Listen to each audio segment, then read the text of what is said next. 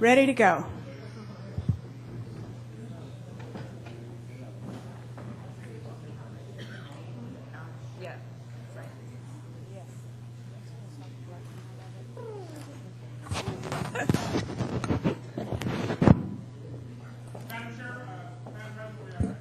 Okay, thank you. All right. Good morning, everyone. I'd like to call the meeting to order, and would you please stand and join us for the Pledge of Allegiance. Ready? Begin. I pledge allegiance to the flag of the United States of America and to the republic for which it will stand, one nation, under God, indivisible, with liberty and justice for all.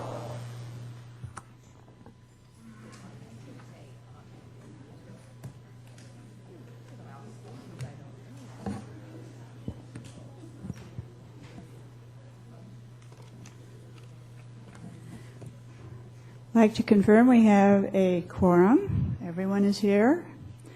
And I'll remind you on public comment this morning, all public comment is on only the items that are on the agenda. So with that, I think we are ready to begin. And so we're going to start with the first item. And if you'll let me just 1 second here.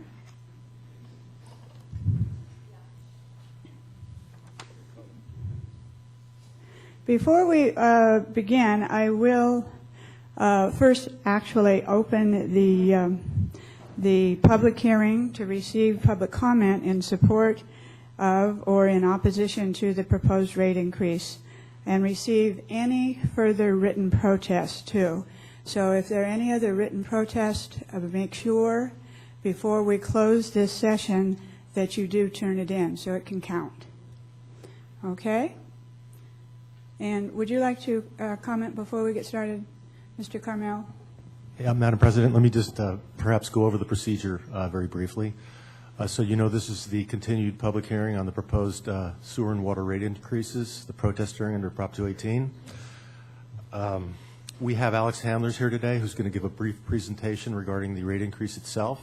Bartle & Wells prepared the study under which the rate increase will be effective. We also have Elena Cano here today. She's the Assistant County Clerk Recorder. She's gracious enough to have agreed to act as our protest official for the protest hearing.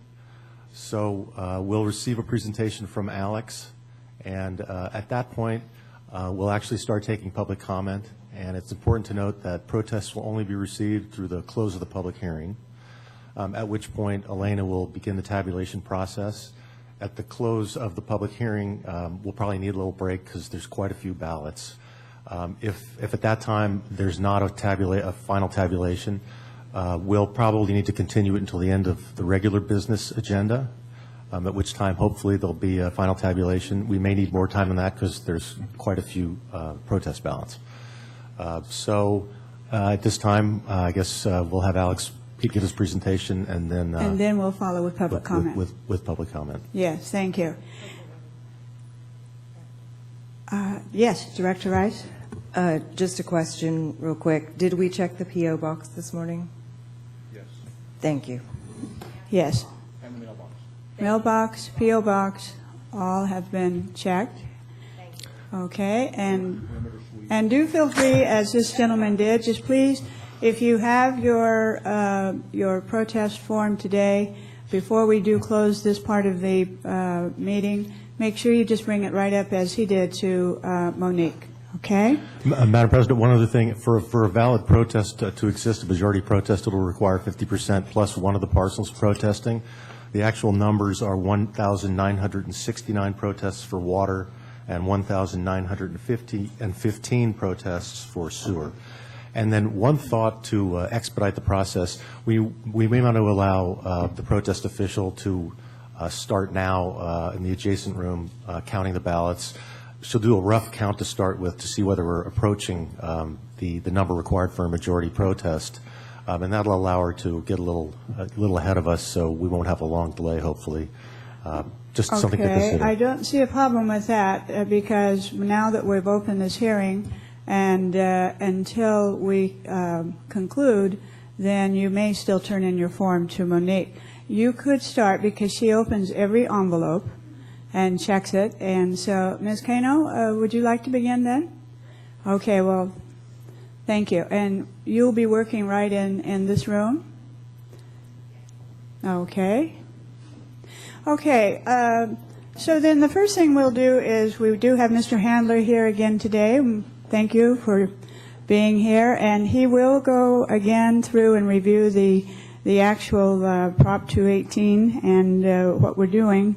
And then I'd like to hear from public comment. We have some public comment on this item, and so that will follow Mr. Handler.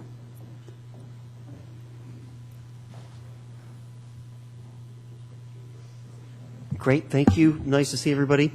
So I'm pretty much going to go through the same presentation you've heard before. I know we've got a lot of new folks in the audience tonight, so maybe it's good. I'll try to keep it reasonably quick.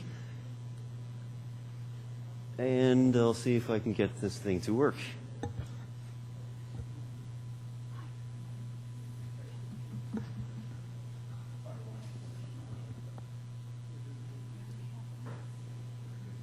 Minor technical difficulties.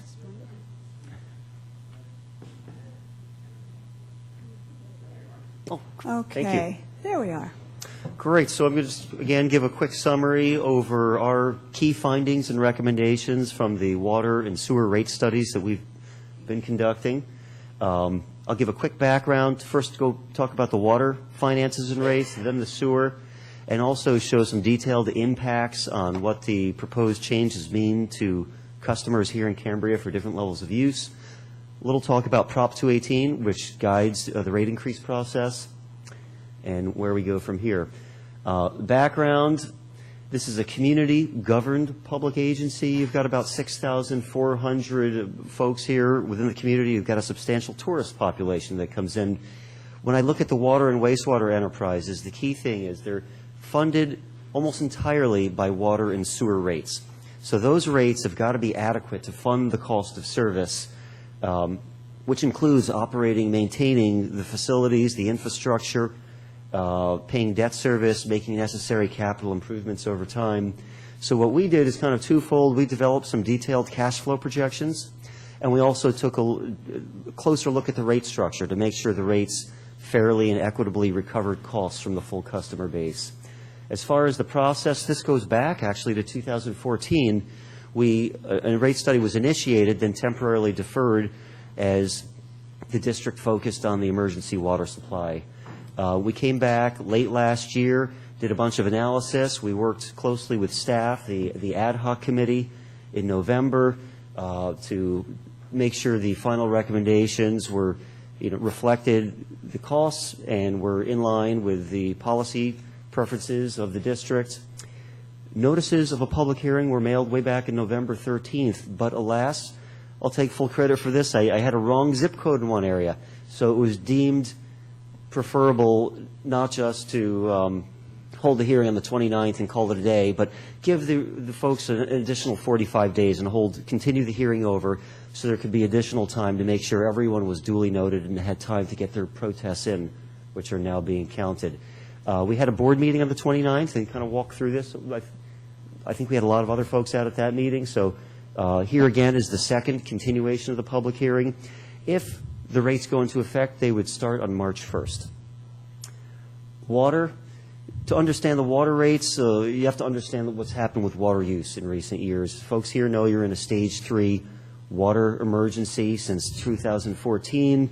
When that was declared, the board also declared, as was automatically to kick in, some automatic penalties for higher levels of water use. And those penalties were very effective, as well as the customer response. Water sales came down about 43% from the pre-drought norms. And the other thing I was going to mention, separate from these rates, the district also adopted the water shortage emergency rates for the advanced water treatment plant. Those rates enabled the district to get the financing for the plant, which is now up and running, is my understanding. This slide here shows what's happened with water use in the community on a bi-monthly basis. The different colors represent the prior years going back to 2010-11. You can see water use is pretty pretty consistent from year to year. It's higher in the summer and lower in the winter. Higher, you have a tourism industry. People use more outdoor water use, pretty common. So this is a pretty common pattern. Up until you hit that declared water shortage emergency, since then, water use has plummeted. We did a calculation based on the prior fiscal year. It was over 40% lower, and you were starting from a pretty low place to begin with. So really a tremendous response from your community to the drought. The biggest response I've seen in any community I've ever worked with. So folks have done a fantastic job of cutting back. Your water enterprise is facing a number of financial challenges on different fronts. One is the costs have risen over time, but there haven't been corresponding rate increases for many years. Two, obviously, the reduced water sales have taken a huge bite out of revenues, but only reduced expenditures by a teeny tiny bit. And the third thing is the district's been committed to keeping rates as low as possible for many years, as many agencies are. You have done some capital improvements, but a lot of key projects have been deferred. They need to get done to keep the system in good operating condition, and a few of those projects I'm just going to mention are the Fiscalini tank, the Rodeo Ground pump station, you've got a Stewart Street tank. These are projects that need to get done to ensure safe, reliable service at some point.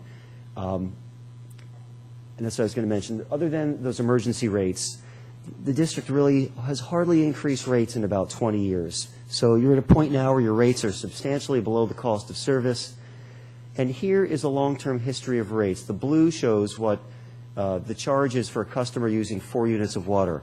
About 55% of your residential customers use 4 units or less in a bi-monthly billing period. Again, very low.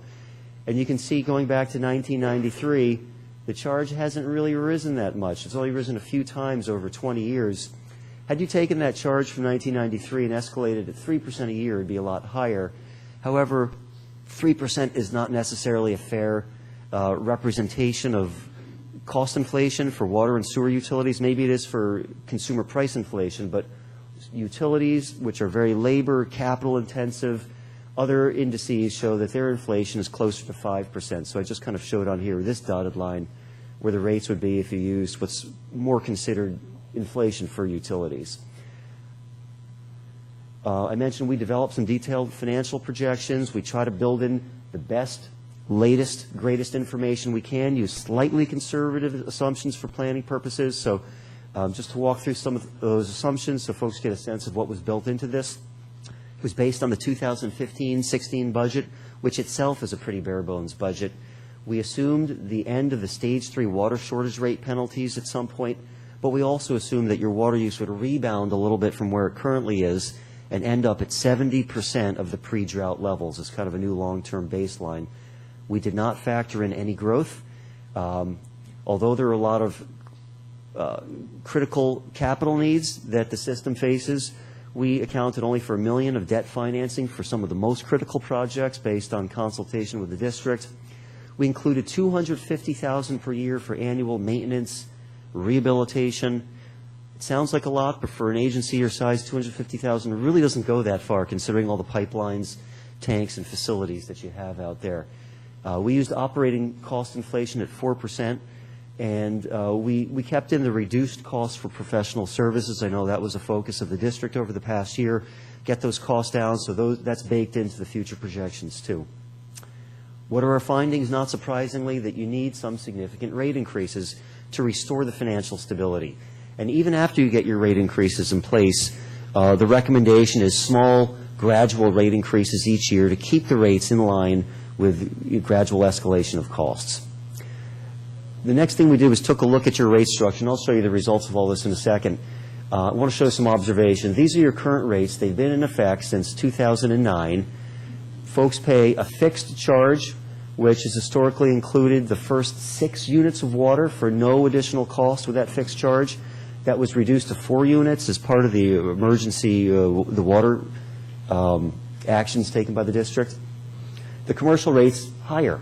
All commercial rates pay, a little over double what the residential customers pay, even though this includes some very small commercial as well as the largest commercial folks here in the district.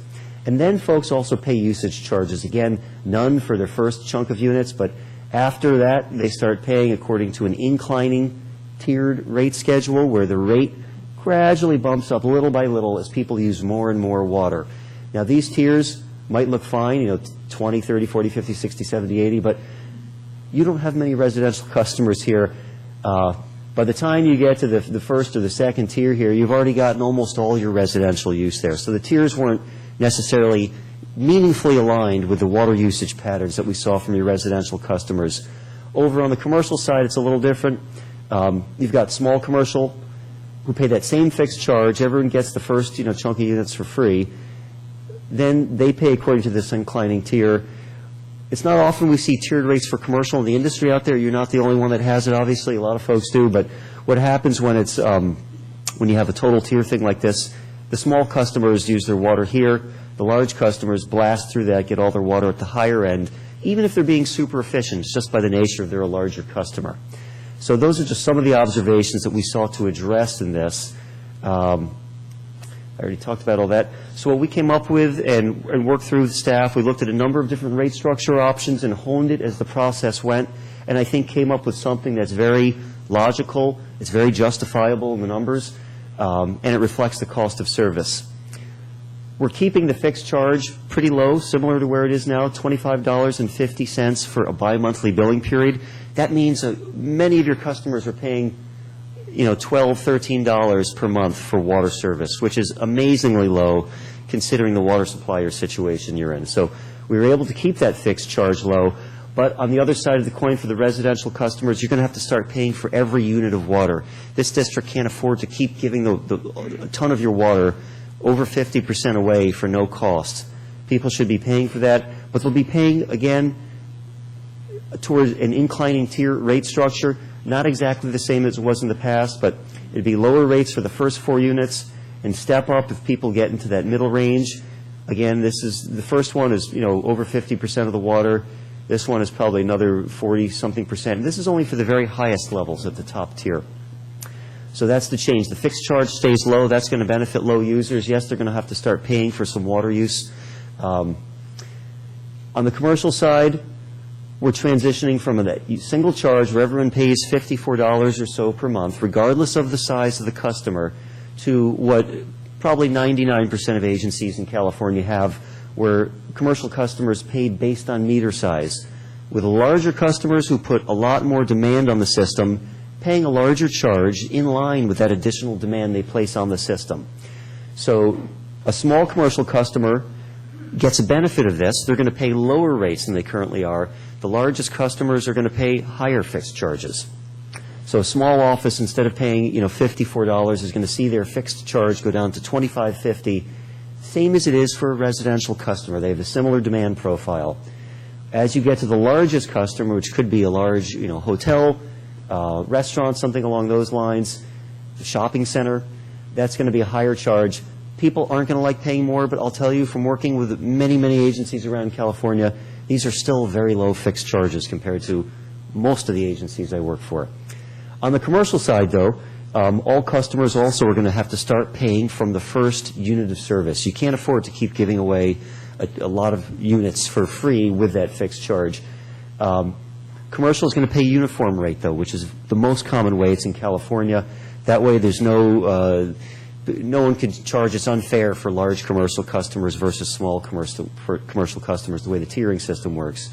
And that charge works out to be the middle rate of the residential customers. So there's kind of parity. I think it adds, it's a logical approach to your rates. In future years, what's built in is 4% annual rate increases to keep the rates moving along the line. And I know the board wants to weigh in on that each year and review the finances to make sure those rates are needed. So you always have the ability of reducing the rates from what's adopted in the Prop 218. You just can't exceed them without going through the process again. So what are the rate impacts on the water side? We're going to see for the fixed charges, a very small increase for residential accounts. Small commercial accounts are now going to benefit from paying a charge that's less than half that they currently are. The biggest impact is on the largest commercial accounts who are going to pay based on their capacity and their meter size, like most agencies in California. On the usage charge, everyone starts paying from the first unit of water, which is not the way it is now. That's going to have a bigger percentage impact on residential and small commercial accounts who that's most of their water, and those, it is currently free. Now they're going to have to start paying for it. But it's also kind of offsets for the largest commercial customers, the current tiering system that you have. All customers are going to pay higher quantity charges than they currently do. For the residential folks, it'll move from that 10-tiered rate structure to a 3-tiered rate structure that's more aligned with what we see as residential consumption patterns, and the commercial will pay the uniform rate set at the middle tier. That's water. On sewer, similar situation. Your sewer enterprise is also operating in deficit mode. You haven't done many rate increases over the past 20 years, which has impacted the sewer finances. Again, there's been a lot of deferred maintenance on the sewer side. You've tackled the most critical things you need to do, but there's a lot of other capital needs out there that haven't been addressed. You've been out of compliance with your debt service coverage covenants. However, you do have a debt service issue that is ending after this current fiscal year, so you don't have to worry about debt service coverage for that issue going forward. And the nice thing is that's going to free up about $174,000 of debt service payments that you used to make that now can be used to offset the rate increases. The big wild card here within the district in the future is the wastewater treatment plant. The district knows that there are going to have to be some major upgrades and investments put into that plant. Nothing like the levels that you're seeing up the road in Los Osos or Morro Bay. You have to build new treatment plants. But these things these treatment plants have to meet very high regulatory permit requirements, and there are going to have to be some substantial improvements to make sure you continue to meet your regulatory requirements. So we did not include any of this treatment plant in the 5-year rate projections. No one knows exactly when this is going to be hit, when the regional board is going to require these projects to be done. We just know it's coming, so that's just a warning. In the future, this is something you might have to come back to the table for. Could be within 5 years, but I think the hope is it's outside that 5-year window. The rate history, I mentioned there's been minimal rate increases over 20 years. In fact, there's been no rate increases in 18 of the past 22 years. When I looked at the rates since 1993, you compound it every year, the rates have gone up by an average of about 1.4% a year. A home using 6 units of water on a bi-monthly basis over the past 20 years has seen their bill increase about $10 over 20 years. However, people who used to use 6 units of water don't use 6 units anymore. Thanks to the tremendous response to the drought, people have cut back. A lot of people now are at the 4 level, so they've seen their bill really go from $27 to about $35 over 20 years. No one likes to pay more, but I want to point out that consumer price inflation has increased almost 70% over the same time frame. So in real dollar terms, the rates people are paying today are lower in inflation-adjusted terms than they were way back in 1993. You're probably not the only agency in the state that has that, but I don't see that very often over such a long time frame. So that's why, again, I point out the district has historically had a pretty strong preference for trying to keep rates as low as possible, but you do have to recover your cost of service. Here, we're showing a customer with 4 units, which is, again, over 55% of the residential bills are at that level. Had the rates been increased at 3% a year, they'd be up here at 5% up here. It doesn't mean you needed to do this. It's just for informational purposes, that the rates are a lot lower than had they been escalated each year by a few percent. So again, we developed some detailed financial projections to evaluate the overall level of rate increases needed. Again, based on the best info, slightly conservative assumptions. The 2015-16 budget was the basis for, it's pretty bare bones budget, the basis for the projections going forward. Again, your water use was projected at 70% of pre-drought levels. Why do we care about water use? Because a portion of the sewer rate is based on water consumption. We assume no growth. Again, $250,000 a year for annual maintenance, rehabilitation. Is that enough? Probably not over the very long term, but it's something that will allow you to address the most critical repairs and replacements. We did not include funding for the treatment plant improvements that are at some point coming down there. Operating inflation, we assumed at 4% a year, which is pretty reasonable. And we're assuming that SRF loan, the good news, is reaching final maturity this year, so you won't have to pay on that anymore. So obviously, rate increases are needed to restore financial stability. The good news is they were relatively small rate increases overall because of the freeing up of that debt service that you're going to apply instead towards offsetting the future rates. Again, we looked at the rate structure. This is your current rate structure. It's been in place since 2009 for many years. Most of the costs on the sewer side are fixed. Most agencies in California have largely fixed sewer rates.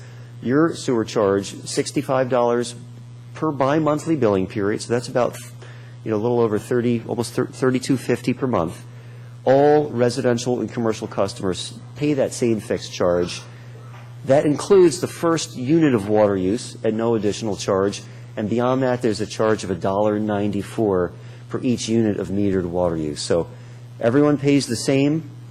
The base charge includes 1 unit of water, and there's no differences in the rate paid on the commercial side, whether it's a very low-strength commercial customer, such as a library or an office or a store, or a high-strength commercial customer, such as a restaurant that puts much higher strength wastewater into the system, which in turn causes significantly more effort and cost for treating that wastewater at your wastewater treatment plant.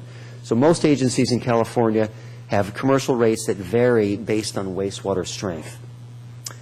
So that's what we were proposing a transition to. Keeping a fixed charge, largely fixed charge for your residential customers. We're actually recommending a reduction in the fixed charge, going down from $65 to $56 a month. So customers will see a reduction in that fixed charge that they pay. At the same time, the usage charge is going to be increased from $1 plus per month, $1.94 per month, to $3.24 per month is where the math worked out. So a little bit lower fixed charge, a little bit higher usage charge. People who use more are going to pay more. People who use less are going to pay a little bit less than they currently are. On the commercial side, it's still going to be the same fixed charge. However, we're going to have a few classes of commercial customers that are in line with the wastewater strength of those classes. Class 1 is the lower strength accounts, offices, retail stores, laundromats, schools, etc., library, I would assume. They would pay a charge of $2.84 per each unit of water use right after they pay their fixed charge. Class 3, I'll go to the other end, is the highest strength accounts, restaurants, bakeries, markets that have meat, seafood grinders, mixed use accounts where more than 30% of the discharge is coming from those high strength flows. We were actually pretty conservative in the assumptions that we use. We try to be reasonable so no one can claim that these rates are unfair. And the rate for them would be a little closer to $5 per unit of discharge, with Class 2 being the folks who are in the middle. They're not low strength, they're not high strength, they're somewhere in the middle. They pay a rate that's in the middle based on estimated wastewater strength. So what are the general rate impacts of the sewer rates? I know I've mentioned it, so I'm sorry if I repeat myself as I go through here. Reduced fixed bi-monthly sewer charge from $65 to $56. So that's a reduction in the bills that folks are going to pay.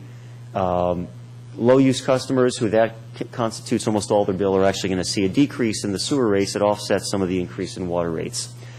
On the usage charges, we're getting rid of that first unit that's currently provided at no additional cost. Everyone's going to have to pay for every unit that they use. The residential rates going from $1.94 to $3.24 per unit. So that's going to be, lower fixed charge, a little bit higher variable charge. Some folks will pay less than before. You use a lot of wastewater, use a lot of water and put a lot of wastewater in the system, you'll pay a little more than you currently do. And on the commercial side, again, moving to three wastewater strength classes to make sure that the charges are reflecting the cost of treating that wastewater at your wastewater treatment plant. The lowest impact is going to be on businesses with low-strength wastewater, professional offices, retail stores. You've got a lot of them here. The biggest impact is going to be on businesses with higher-strength wastewater, moderate to high restaurants, hotels. They're going to pay a lower fixed charge, but they tend to use a lot of water, and now they're going to have to pay a little bit more in for treating that wastewater in line with the cost of treatment.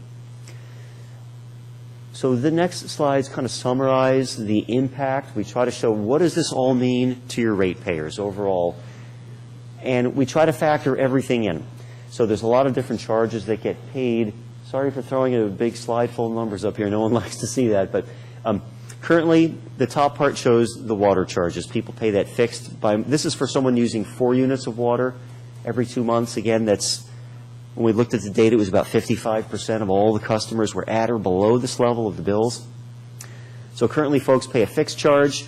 At that level of use, they're not paying any quantity charge. They're paying less than $12 a month for water.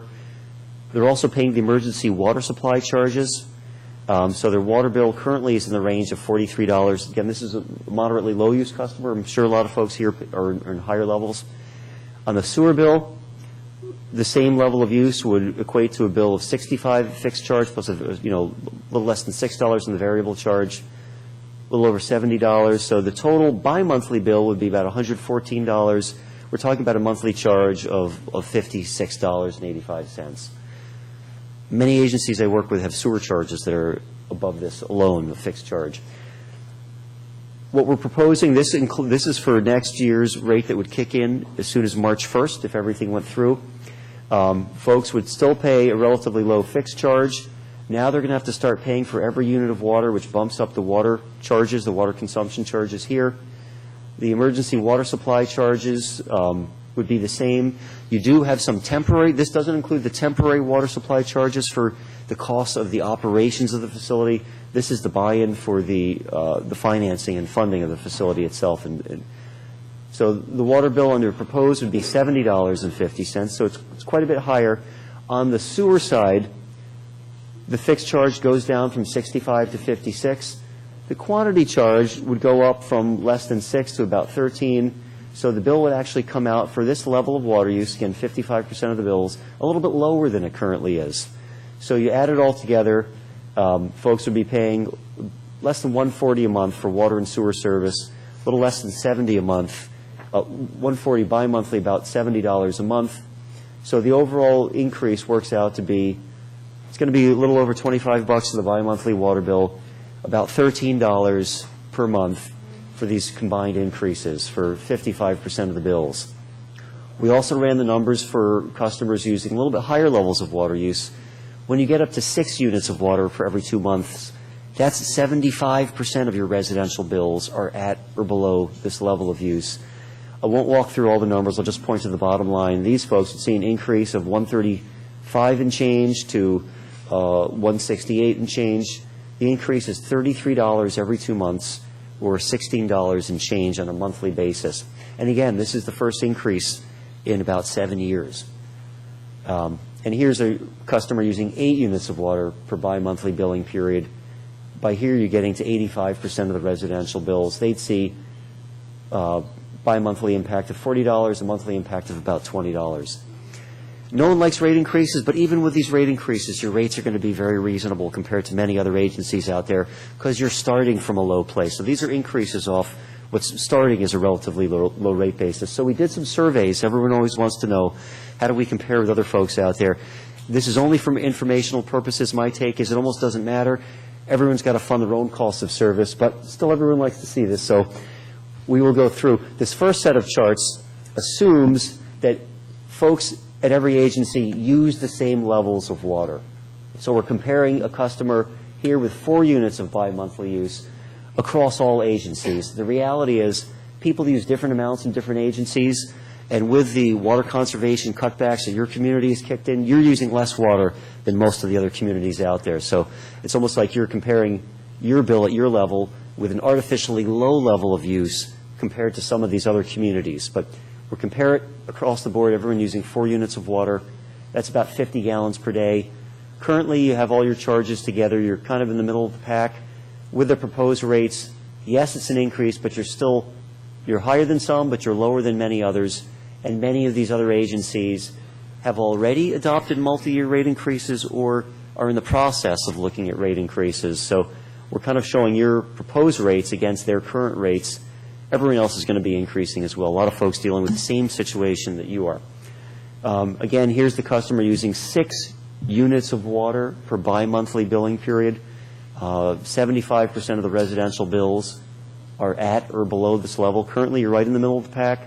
Your proposed rates, upper middle range, but again, a lot of other folks are going to be increasing too. And for the folks using 8 units per bi-monthly billing period, 100 gallons per day. For most communities, this would be considered a pretty low level of water use. Here, 85% of your residential bills are at or below this level, thanks to the low levels of use with cutbacks. Again, similar story. You're kind of in the middle of the pack now, and that includes the emergency water supply rates. With the proposed rates, you're going to be upper middle range, but again, everyone else is going to be increasing too. But again, I mentioned that's not the fairest way of comparing rates, because we know folks in many other agencies out there aren't facing the same water supply situation you are. They haven't had to put in emergency treatment plants. They weren't running out of water. They tend to use more water. So we did another survey. We adjusted it to account that folks in other areas might use a little bit more water, and I still was very conservative about what other agencies were using. I put the assumptions down here in the bottom if anyone ever wants to look, but currently this is a customer using 6 units of water bi-monthly. That's 3 units per month, 75% of the residential bills at or below this level. They use a lot more water in Paso Robles and Atascadero than you do. Some agencies have pretty low use also, like Los Osos, but they still use more than folks here. So currently, when we adjust it for actual usage in each agency, you're the lowest compared to these agencies that we surveyed. Even with the proposed rates, you're going to be one of the lowest out there compared to what the typical bills are of other communities. We also looked at it with someone using 8 units of water bi-monthly. Currently, you're at the lower end. You're going to end up in the middle range compared to typical levels of use at these other agencies. The final thing I wanted to talk about was Prop 218, which is why we are having these written protests counted. This was enacted back in 1996, and it added parts to the California Constitution governing all sorts of charges. Article 13D, Section 6, governs property-related charges, which have been subsequently deemed to include water and sewer and garbage rates.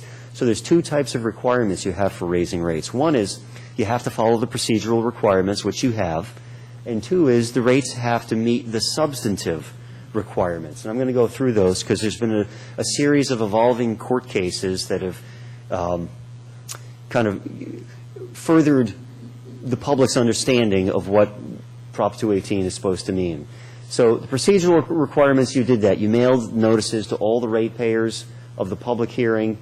You gave folks an additional 45 days to get their notices in due to the zip code issue. So folks have had a long time, more than 45 days to get protests in.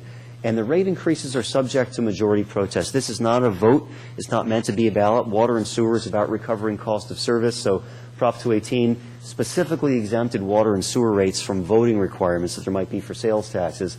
But there is this majority protest process. If written protests are received from more than 50% of the parcels, you can't move forward with the rate increase. And I know that's happened here in the past. The substantive requirements, one is the revenues from the charges can't exceed the cost of service. They certainly don't. They're currently below the cost of service. The whole point of our analysis was try to get the rates back in line with the cost of service.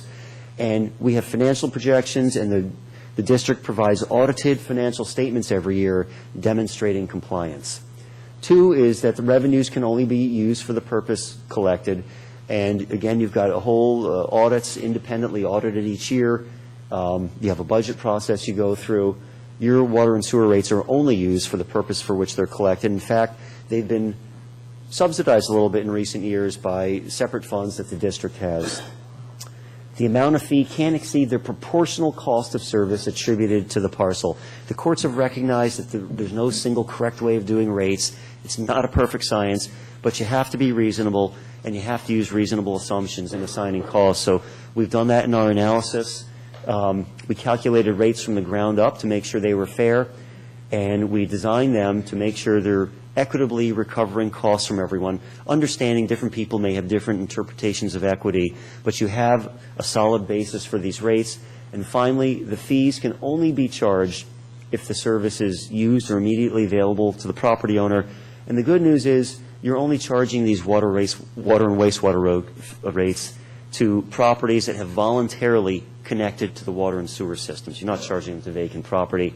So the whole purpose of this, what we did with the rates, is to make it comply with Prop 218. So where are we now?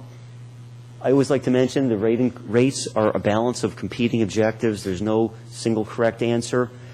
Obviously, you want to meet all your funding needs. At the same time, there's been a long-standing desire to try to keep rates as affordable as possible for folks. So somewhere in the middle, we meet funding their basic needs, but not funding probably some additional projects that you'd probably like to do down the line. There's always the issue of equity and fairness. There's different legitimate perspectives. Everyone has a different take on what fair is. But I think in this rate study, we've got some good input along the way and came up with, I think, is a very balanced and fair approach that's supported by the data. This public hearing was actually started back in December 29th. It's being continued today. If implemented, the new rates would kick in on March 1st, and then the future rate increases would be slated to go into effect on January 1st of each subsequent year. So that concludes my rambling presentation here. I know folks here have heard it a few times, so sorry about that. But hopefully it educates people a little more into what the process is that we went through here. And with that, I will turn it back over to the board. Thank you. Once again, I appreciate your extremely comprehensive, data-driven, very factual report, and the work that went into it, and the work of the ad hoc committee that's been working with you. So at this time, then, we will move to public comment, and we do have a request for public comment first from Douglas King.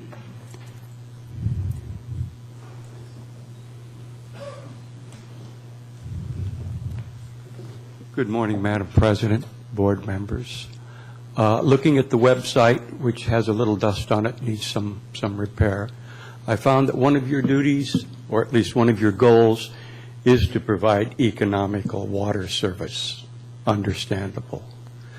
I found several examples where you might be failing to do that very goal or to attain that goal, one of which I would like to cite today, and being as we have limited time and numerous speakers, maybe I'll be back with others. In the year 2014, the governor of the state of California was paid $212,000, 639 bucks for the year. The year before that, in 2013, oh, by the way, that's for a population of 38.8 million people. The year before that, in 2013, the general manager for the for the village of Cambria, California, with a population of 6,400 people, was paid $267,503. Are you folks meeting that goal? Are you a board or a cash cow? It seems a little out of proportion. You see where I'm going with this? It's a little, the governor, the general manager, sure, he's a fine general manager. It's a little out of hand. You guys got to look at that. Thank you.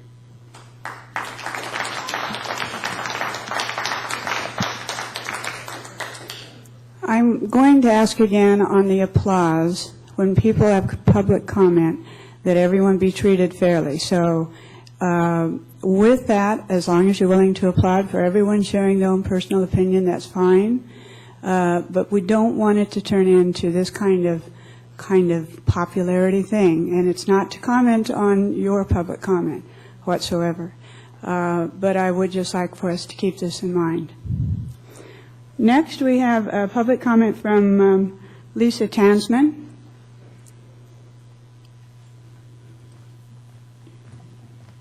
Hi. Is the plant currently running? Is a question. No, it's not. Okay. In the proposed classes of fees, I think that schools and mortuaries should be the same rate class. Schools were under the cheapest one, which I think is great, but I think mortuaries probably have the same impactful service to a community and shouldn't be charged more money for that. They were on the same category as hotels and restaurants. And there it showed hotels with restaurants, and restaurants were on the third class, but I didn't see where hotels that didn't have restaurants were in that same category, and I would hope that it would be the same for any of the motels or hotels, whether they have a restaurant or not. And another comment that I wanted to make was, I don't know what all the salaries and benefits are for everyone involved, but perhaps if everyone took a little bit of a decrease, that could offset the increase that is being proposed. Thank you. Thank you. Okay, that concludes public comment. So we are moving now into the close of the public hearing. If there are any further written protests to be turned in, now is the moment. And so we will close the public hearing, and I would like to take a brief 5-minute recess, and then we'll return and we will move into continuing with the meeting on our regular business. Thank you.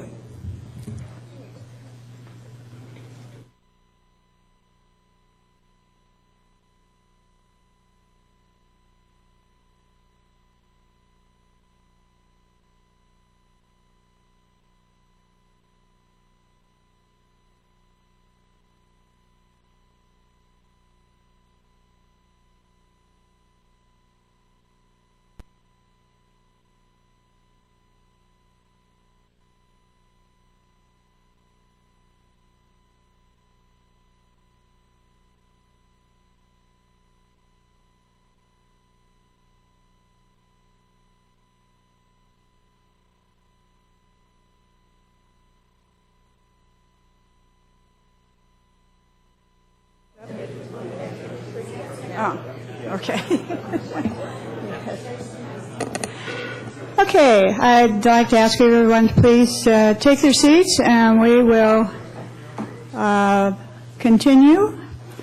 And so now we are going to receive the report of the results of the tabulation from the protest official. So, Ms. Cano, if you would come forward, please. And we would like to give you a warm Cambria welcome. Welcome and thank you today. Thank you. Good morning, Madam President and Honorable Board. It is my pleasure to announce that we have finished the tabulation and the counting of all of the ballots that had been received prior to this morning's public hearing, as well as the protests that were received during the public hearing. And the total tabulation count was 1,219. That concludes my reporting out. If you have any other questions, feel free to ask. Okay, thank you. So you have then counted 1,219. That's correct. Prime number. Very good. All right, then I think what we want to do after receiving this, the numbers that we needed, if you would go ahead and confirm what that means. And thank you again. Madam President, that's significantly below what would be required for a majority protest, which would be 1,969 parcels for water and 1,915 parcels for sewer, which means that you can go ahead and consider the resolution that would establish the rate increases. Thank you.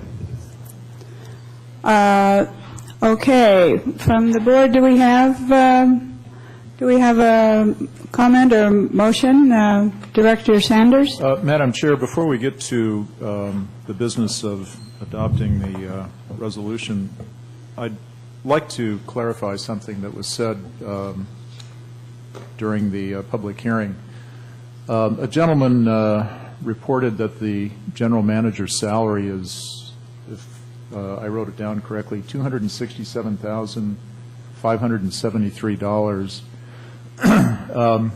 One of my favorite sayings is, everybody is entitled to their own opinion, but not their own facts. That is not the case. The general manager's salary is $160,000 a year. Thank you. Thank you for that. Any other discussion or comments, or Director Barlinger? I would move that we had, what do we have to move? We have to To move something? Adopt the resolution. I move that we adopt Resolution 01-2016. Second the motion. Okay. I do have a comment, though. All right. It has been moved and seconded. Discussion? Yes, I think that 1,200 protests is a significant number.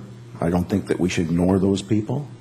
I tend to think that there was a lot of misdirection that people may have made their decision on. I personally, at every opportunity, would ask why people were protesting. In most cases, it was not really relevant to the rate increase. It was more that they didn't like, the trucks, or they one time ran over and we wouldn't give them a break on their rates or whatever. And I think that if there's a possibility, if legal counsel thinks that it's appropriate for us to do a survey and find out how many people that protested, did they in fact ever see our handler's presentation? What was their reason for protesting? I think we can serve that constituency better if we do an outreach program. So this is an opportunity for me to express that opinion. I'll kind of leave it at that. The general manager might want to take that into case, but I think it would be good to have a kindlier and gentler CCSD if we address the problems that people were bringing up during this protest. So I just wanted to use this opportunity to make that comment. Thank you. I agree. Communication in our community is essential, and facts and getting the word out. And I think we're always looking for better ways to make sure that we reach everyone, and certainly I would think we would want to follow up with that. Any other comments? Okay. Ready then? I would like a roll call vote, please. Director Berenger? Aye. Director Sanders? Aye. Director Rice? Aye. Vice President Thompson? Aye. President Robinette? Aye. Okay. The resolution passes 5-0. Thank you. Okay, we're going to move on now into the regular business, and item 4A. And so, Mr. Gruber or Mr. Carmel, I'd like for you to introduce the item. Thank you, Madam President and CCSD board members. Item 4A is discussion and consideration to adopt the recommendations of the ad hoc committee to evaluate fire prevention and response service options. The recommendation is staff recommends that the board discuss the following matter. Thank you, Madam President. Thank you.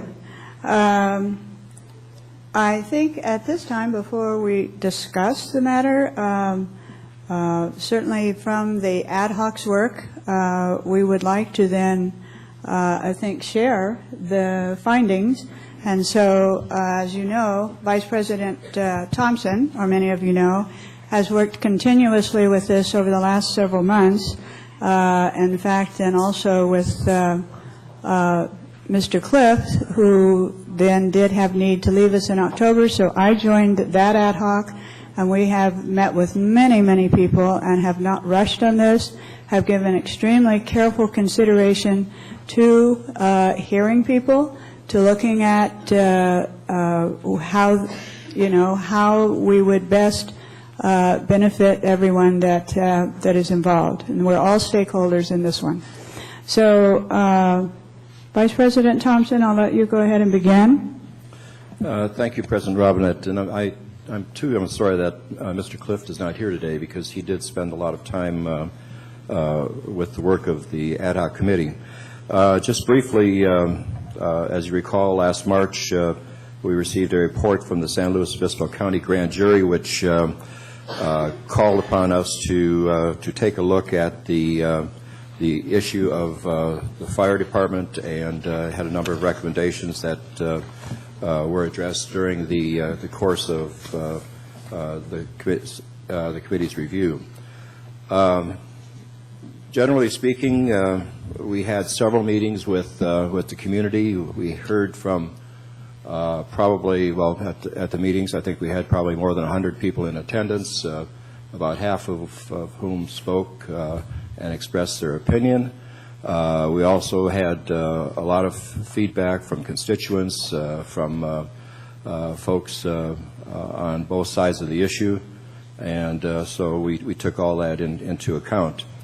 We also met with the existing members of the fire department and asked that they give us their frank opinion of whether or not they favored a move to CAL FIRE, and we also got a lot of input from them. And then after Mr. Clift departed the committee, I met with the reserve officers and had a similar discussion with them.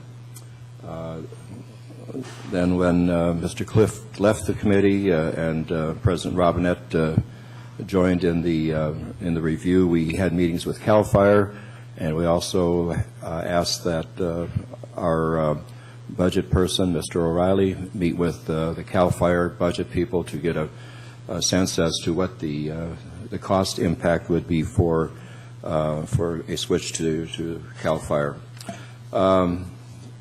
With that, we prepared a report, and we have a number of findings that I'd like to share with the community, and along with some recommendations. Firstly, and I'll go through them. Findings and conclusions: community members and CAL FIRE and Cambria CSD fire personnel were highly complimentary of the professionalism of CAL FIRE personnel and appreciated the services they provided to the community. Additionally, Cambria and the local CCSD Fire Department has clearly benefited from the increased CAL FIRE management involvement in the form of forest management funding and pending local hazardous mitigation plan funding, staff training, and supervision. And President Robinette, I think you wanted to add a comment in that regard? Yes. At this, what I have found joining in when I did also begin to work with everyone, we've had time now to meet with everyone too, and it just is clear in my observations that this has been a highly professional process. I believe everyone from CAL FIRE, everyone from our CCSD Fire Department have benefited. I have heard this from people that work in both departments. And so I think out of everything where it's important that we always stay open-minded, when we get to the other side of it, I believe that people look back and they feel they have grown. And I hear this from everyone we have certainly met with. So I'll let you continue then. Okay. Notwithstanding that the community input we received was almost universally supportive of maintaining a CCSD fire department, and concerns ranged from the different orientation of CAL FIRE, wildfire versus structure, loss of local control, extra cost, reduction in service, and volunteer participation. And I have to say that I personally have had experience with our fire personnel, as other members of the board have, and so we certainly have we have that experience to show us what the benefit of our local department is. Thirdly, Cambria CSD fire personnel indicated from a financial and career advancement position they would likely benefit by a transfer to CAL FIRE.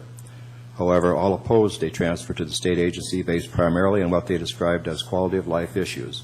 For instance, work schedule, transfers to areas outside the community, child care issues, and the like.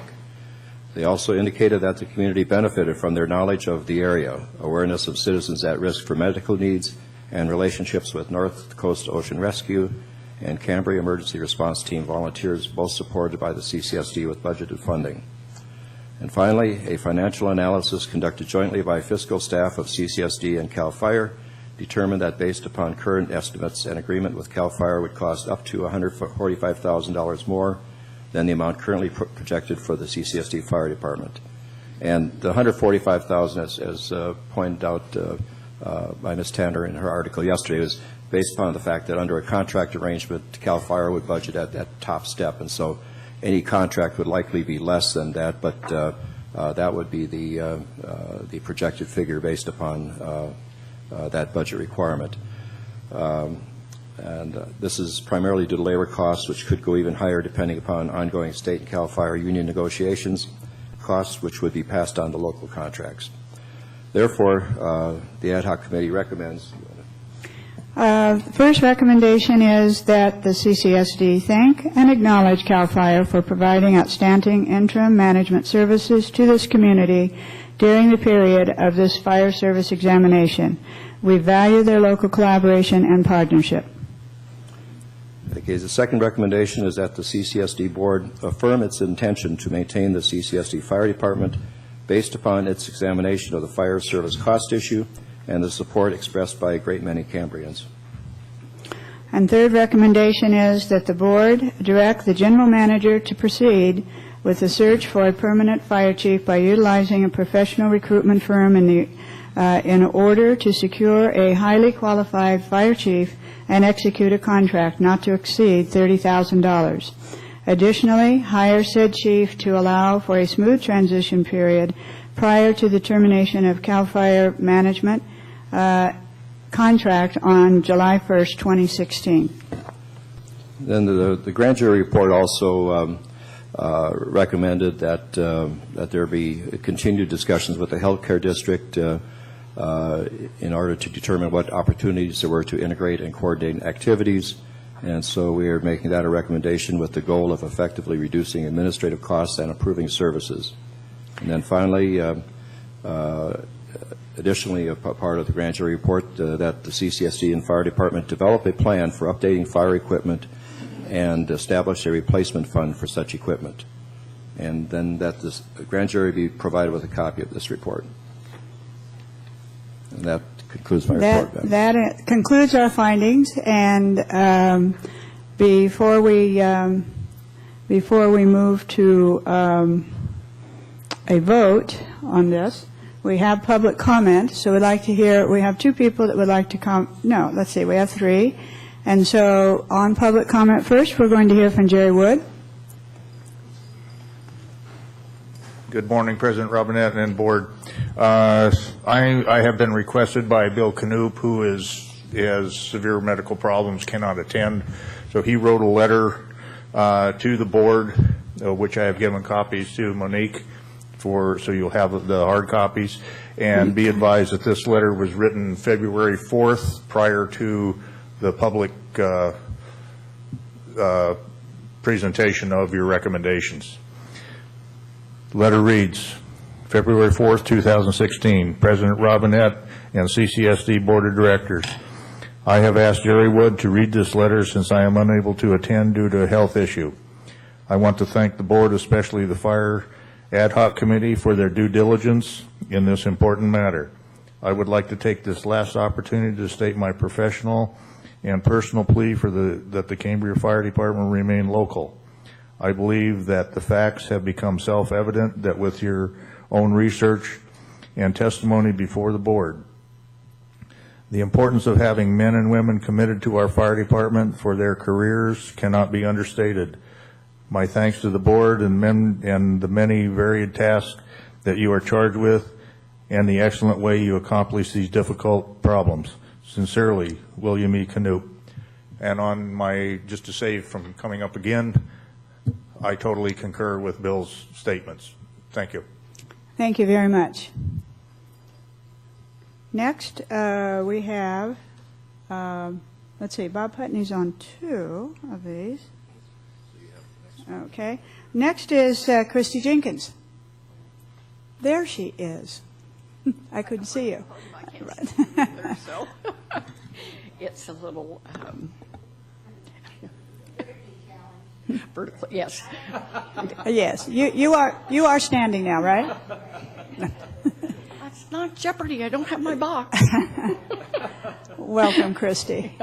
Good morning, all of the directors, President Robinette, your general manager, all of your staff. Most of you know who I am. I've lived here for 30 years. I am a healthcare professional with 50 years of experience in healthcare.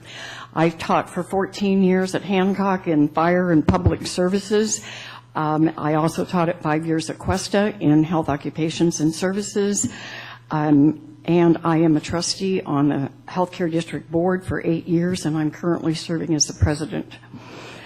I want to talk about recommendation number 4, that the CCSD reopen discussions with the Healthcare District to determine opportunities to integrate and coordinate activities with the goal of effectively reducing administrative cost. I would commend the committee in this recommendation, recognizing that the CCSD and the CCHD boards have over many years had in-depth discussions in efforts to coordinate both the medical services between the two agencies to provide the effective and cost-effective delivery of emergency medical services to the community of Cambria and to the district, which is much bigger than the community of Cambria. I would hope that the directors and the general manager are aware that both the fire department paramedics and EMTs, which are 3 at a time, and the healthcare district paramedics and EMT, which are 4 at a time, currently coordinate all of their activities for the community 24 hours a day, 7 days a week. The link on your CCSD fire and safety also states that the majority of the calls received by the CCSD Fire Department are for emergency and rescue services, and together with the healthcare district, our local ambulance service, that the fire department provides a team effort approach to emergency services. That's what your website says. The provision of 24-hour a day, 7 days a week, ALS, BLS level of care using the state-of-the-art equipment that we have to provide this service, especially cardiac, pulmonary, and rescue, continues to be provided whether the boards are talking to each other or not. 24 hours a day, 7 days a week. I would suggest that we do have a fiduciary responsibility, both agencies, to continue these discussions. Thank you. Thank you, Christy. Madam Chair, if I may, speaking as one board member, that's music to my ears. Thank you. And we will take this discussion up further. Okay, next on public comment, Joseph Gibson.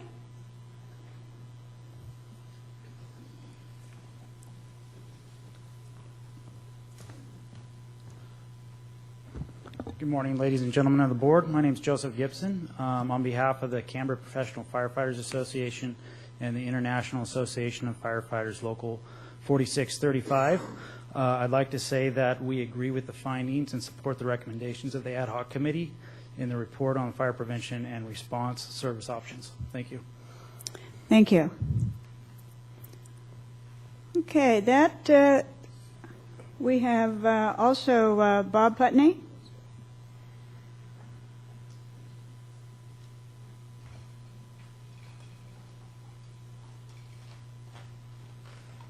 Good morning, members of the board, staff. I put into talk on 4A and 4B. Do you want me to combine those? No, if you would, they're not the same, so if you would go ahead and talk about A first. Thank you very much. First of all, I'd like to thank staff and thank the board for this encouraging direction that they've gone. I believe that having local control of our department and having our people work here locally, be responsible locally is a great move. And I know that makes everyone feel better. I would like to acknowledge also the professionalism of CAL FIRE. They're a great organization, and I think in tough times here that they stood up and they worked very, very well. But I'm gratified that you've decided to keep our fire department here, keep local control, make sure that it serves the citizens, and that our people know how to get to all of our houses and don't get lost, which I think in this day and age, even with GPS, a GPS can get confusing. You can end up in a road that takes you nowhere. So GPS isn't always, GPS is fallible, where people with local experience aren't. So thank you very much for making this decision and supporting the community and giving us a chance to express our opinions. Thank you. Thank you. And next on public comment, we have William Hollingsworth.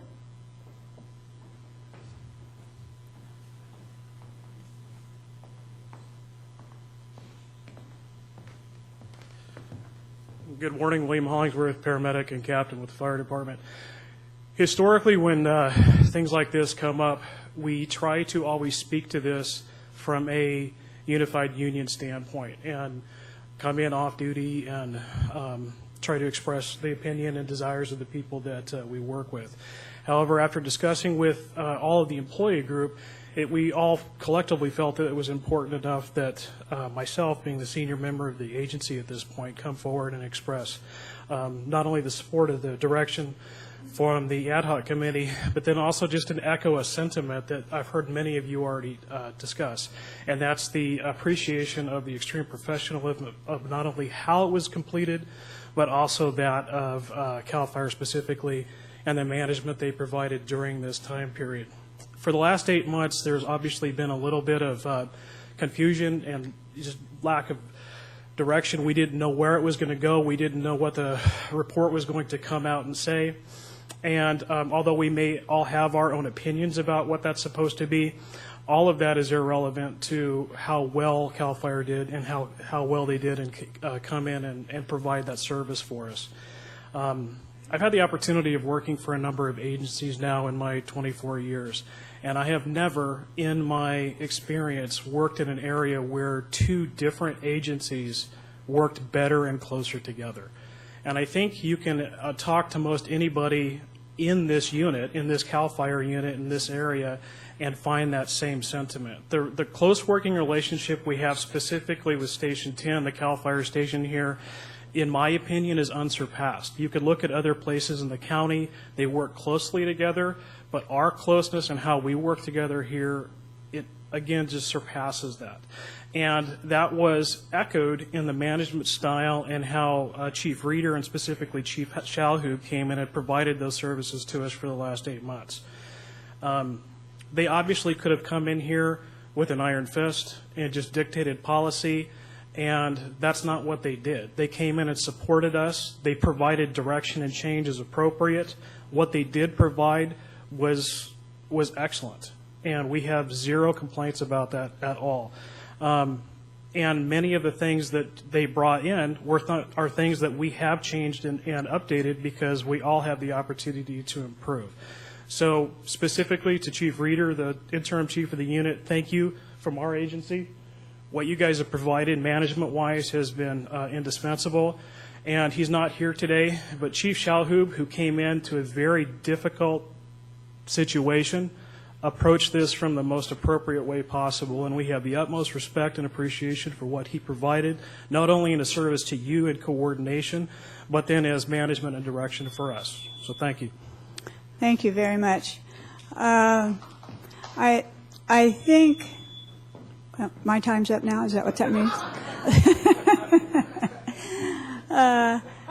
I'm glad that you came up and shared this now through public comment, because that was going to be the next thing I wanted to ask, was to hear from our departments. And Chief Reeder, if you would like to share some of your observations, we would like to hear from you too. And I thought I saw Captain Torlano back there, but I can't. Is she standing? Okay, and so you may want to share a bit too, but let's hear from you, Chief Reeder. Thank you. Well, thank you, and thank you, Captain Hollingsworth, for those unexpected, very kind words. Heartfelt from me too. From our department, we understand and fully support the ad hoc committee's recommendation and You haven't voted yet, but whichever way you vote today.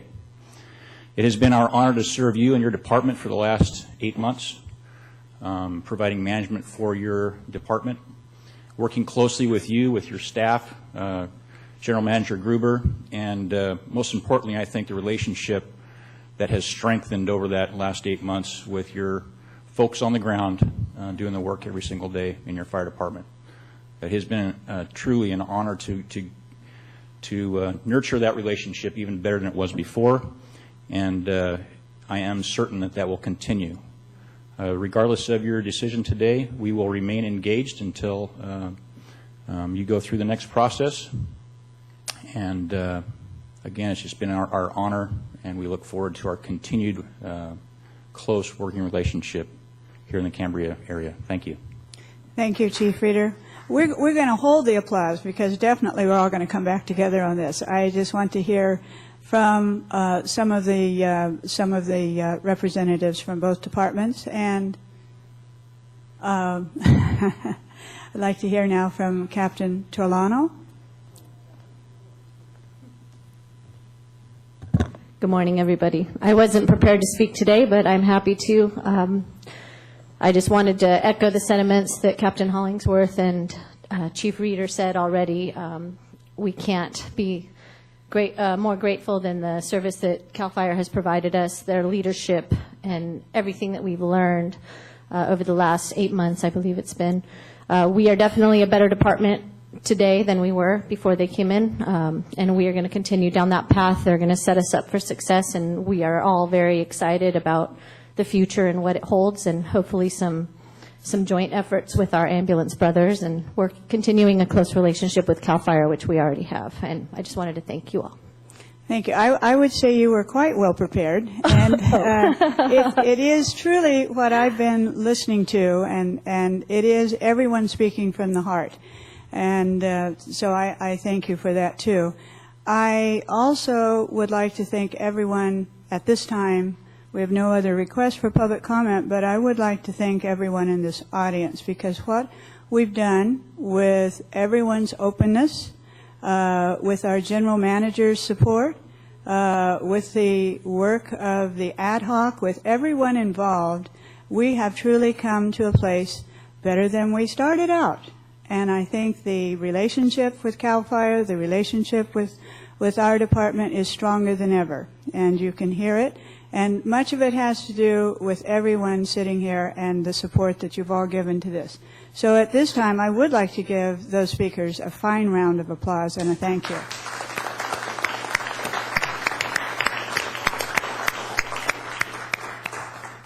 Thank you. So we have no further public comment. And so do we have comments now from the board? And Director Rice. Thank you, President Robinette. I want to begin my remarks by saying I completely support the idea of keeping this fire department as part of CCSD. 100%. That being said, I do think that we still have some challenges ahead, as these recommendations do seem to indicate, and including the next item that we have on the agenda, which is getting a new fire chief. I'm curious about whether we did a review of the levels of service, because I think this community doesn't even really know what levels of service they are being provided from the fire department and what services are actually available, what our fire department does for this community, because they do a lot of things that I probably don't even know. But I do know that they provide a lot of they provide help with changing out batteries and smoke detectors, which is great for people who have ceilings like the one in the Vets Hall here that they can't reach, and we don't want folks that are retired having to go up ladders and then falling off and having to call the 911 because they fell. So there are, and I believe that they still do help folks put car seats in properly. Correct me if I'm wrong. But there's a lot of services they provide, and I was just curious if the committee at all looked at what those services were when you were looking at how much it would cost if we were to change over to CAL FIRE. Vice President Thompson. Well, we didn't look specifically at a cost-benefit analysis per se, but we did recognize the level of service that was provided by our folks, and that certainly included the rescue, the assistance to seniors, changing smoke detectors, getting upstairs after coming home from a medical procedure and that sort of thing. And those kinds of things are terribly important to this community, considering our demographics, and that was certainly part of the equation. We didn't parse it out, but that was certainly what we took into consideration. Thank you. I appreciate that response. And with your indulgence, President Robinette, I just have a couple of other little comments. It seems to me that this is another area of communication where it would be a good idea for us to be projecting out what our fire department does and providing the fire department with, they give us a monthly report, which is spectacular, but it would be nice to provide the community with maybe we can go back to doing a newsletter on a quarterly basis or something, so that the community really knows what an exceedingly high level of service that our fire department is able to provide in a town this small. And they are extremely professional, and I'm thankful that we've got them, and it sounds like we did good by having CAL FIRE manage for a bit and give us some new enhancement to what they can, what their confidence in their ability to provide the services. So thank you so much for doing this, and I'm looking forward to the next item. Okay, and Director Barringer. Yes, I just want to comment that we didn't get to see this until our package got out, and so I'm sure that the public knows that the cost of us supporting our fire department has escalated a lot in the past, and it's going to continue to do so, especially with the paramedic services that we're giving. And I'd like to make sure that, along with keeping our fire department local, my opinion is I think we should have more local people. I think there's only one employee that actually lives in Cambria. And I think one of the things we need to do is focus on our reserves. I know that we're probably paying them minimum wage, $10 an hour, and next year it'll be $11 an hour. I'd like to see a way that we could look closely at getting efficiencies, and possibly even with the healthcare district, coming up with efficiencies so that we can take those funds and encourage our reserves to stay local and to support that. I do support most of the recommendations. The one that I was actually surprised to see is the third recommendation, that we, in this particular agenda item, that we direct the general manager to get a headhunter, so to speak, to hire a new chief. I hope that we could postpone that for a bit. Perhaps there's, with the help of CAL FIRE, the people that are working very closely together, and if we can get people to raise their hand over the next couple of weeks before we authorize the general manager to expend $30,000 on a recruitment effort. I haven't had a chance to look at the value of that yet, and so I support all of the recommendations except for number 3. Okay, any other comments before I ask for a motion? Yes. I'm going to comment too, but go ahead. If it's a comment, I'm waiting on the motion. Understanding that the district's plate is really full right now.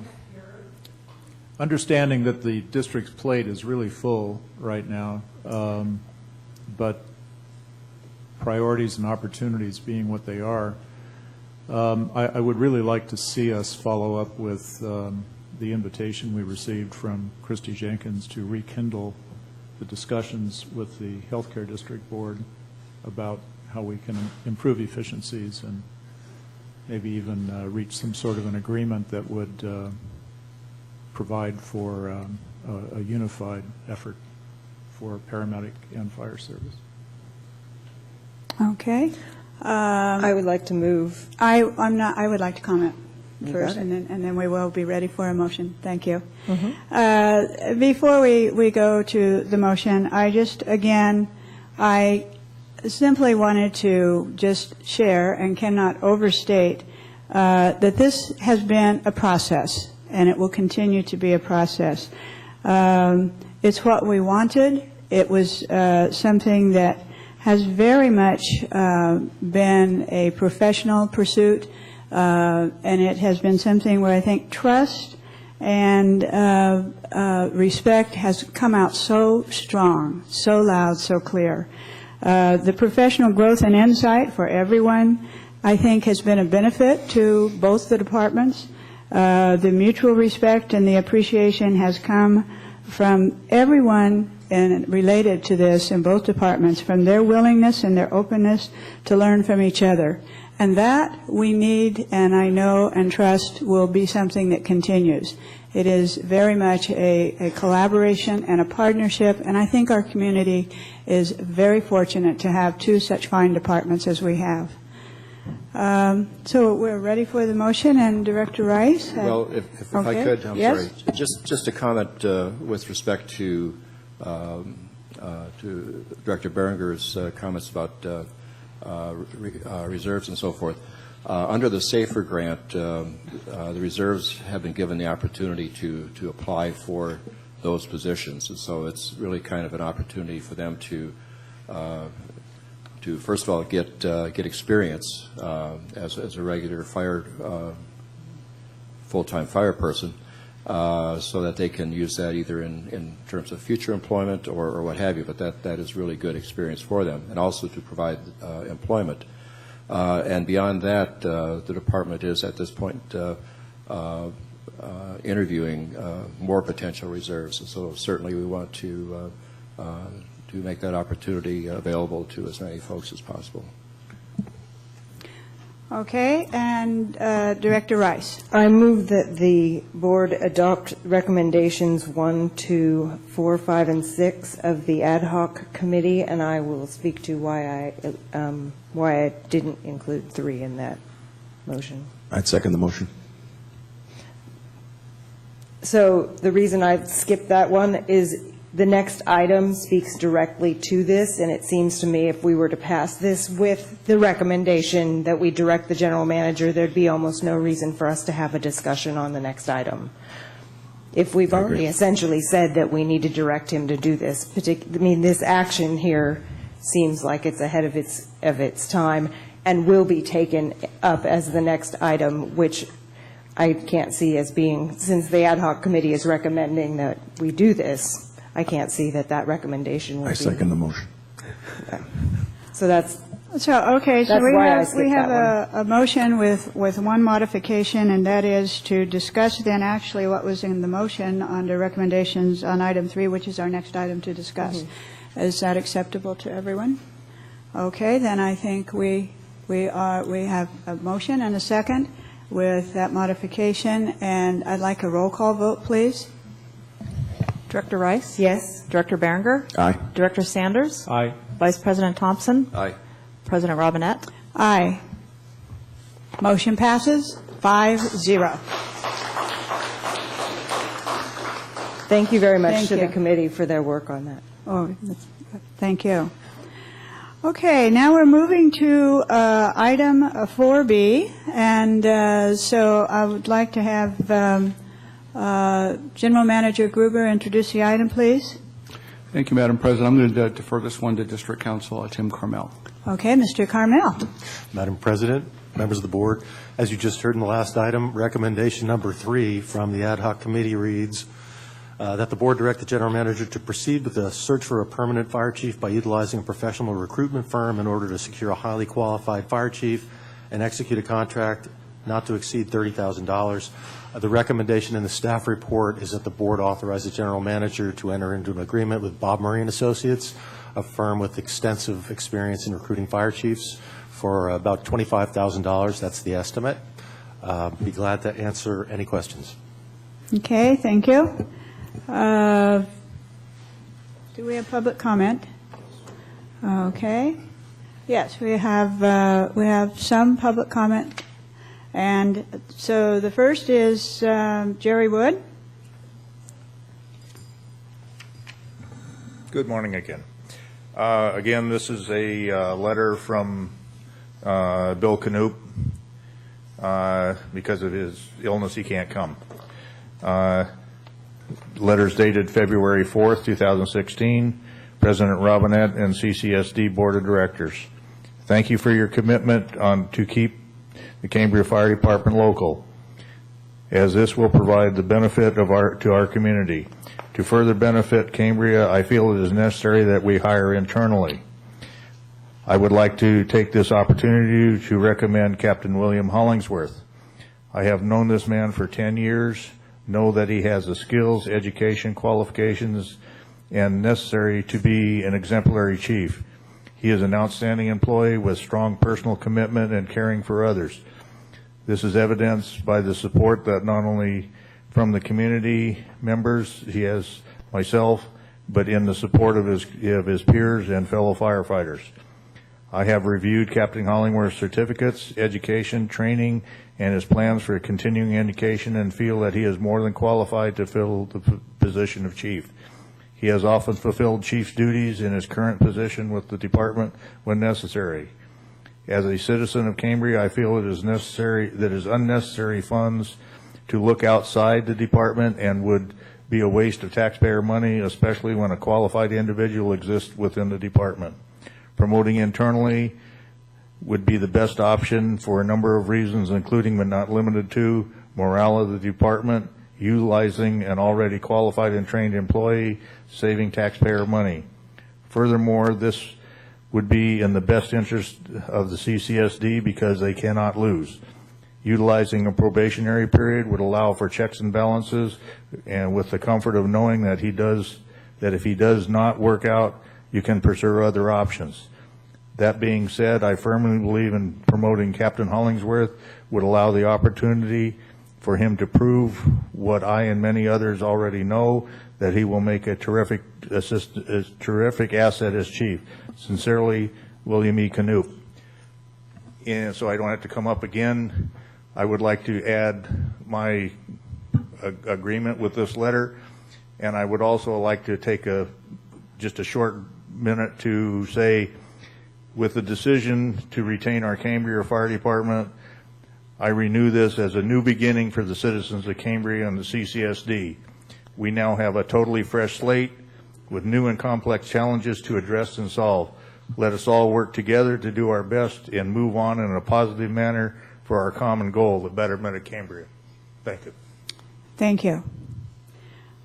Next public comment on this item 4B, Bob Hutney. I know the feeling. Walk faster now. Yeah, exactly. Thank you, Madam President, members of the board and staff. I want to echo some of the comments that that were just previously mentioned.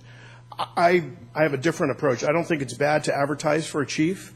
What I'm worried about is when you hire a headhunter like this company, and I've taken their tests when I was in the fire business. They do a great job. They have a great infrastructure inside to reach out to people that are in their system, but they often overlook and they don't invest themselves in the community to find if there are local resources, and often people get passed over. I think when we started this process, one of the reasons that CAL FIRE was said to bring in is that there weren't any candidates in the department that could lead the department, and I disagree with that greatly. I think you have some great candidates in the department. I'm worried that they won't be in the mix. But I would also challenge you that I don't think you need to spend $30,000. I think there's technical expertise. Every county I've worked in the state, and I've even traveled to other counties to sit on oral boards for division chief, assistant chief, fire chief. Fire departments are always willing to share resources to do technical oral boards, to recommend to you who's the best hire. So I would say that if you put this out and brought candidates in and had our own candidates participate, I think you would be greatly surprised that our people would come out very high in the candidate process. So I'd like to ask you to save some of the taxpayers' money, do a local recruitment and hiring, advertise state, Western region-wide through Western Chiefs, get as many applicants, and test here locally, use the resources of the county who know what Cambria Fire Department needs to respond, and depend on them, and they depend on our department every day. Thank you. Thank you. Next public comment is Don Putney.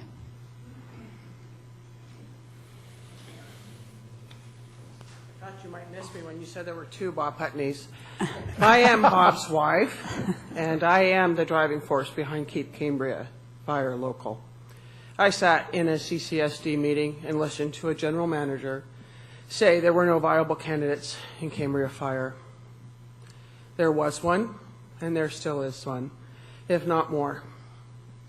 I ask all of you to go back when you first were merging in your professions and someone told you, if anyone ever told you in a public forum, that you were not capable of doing a job.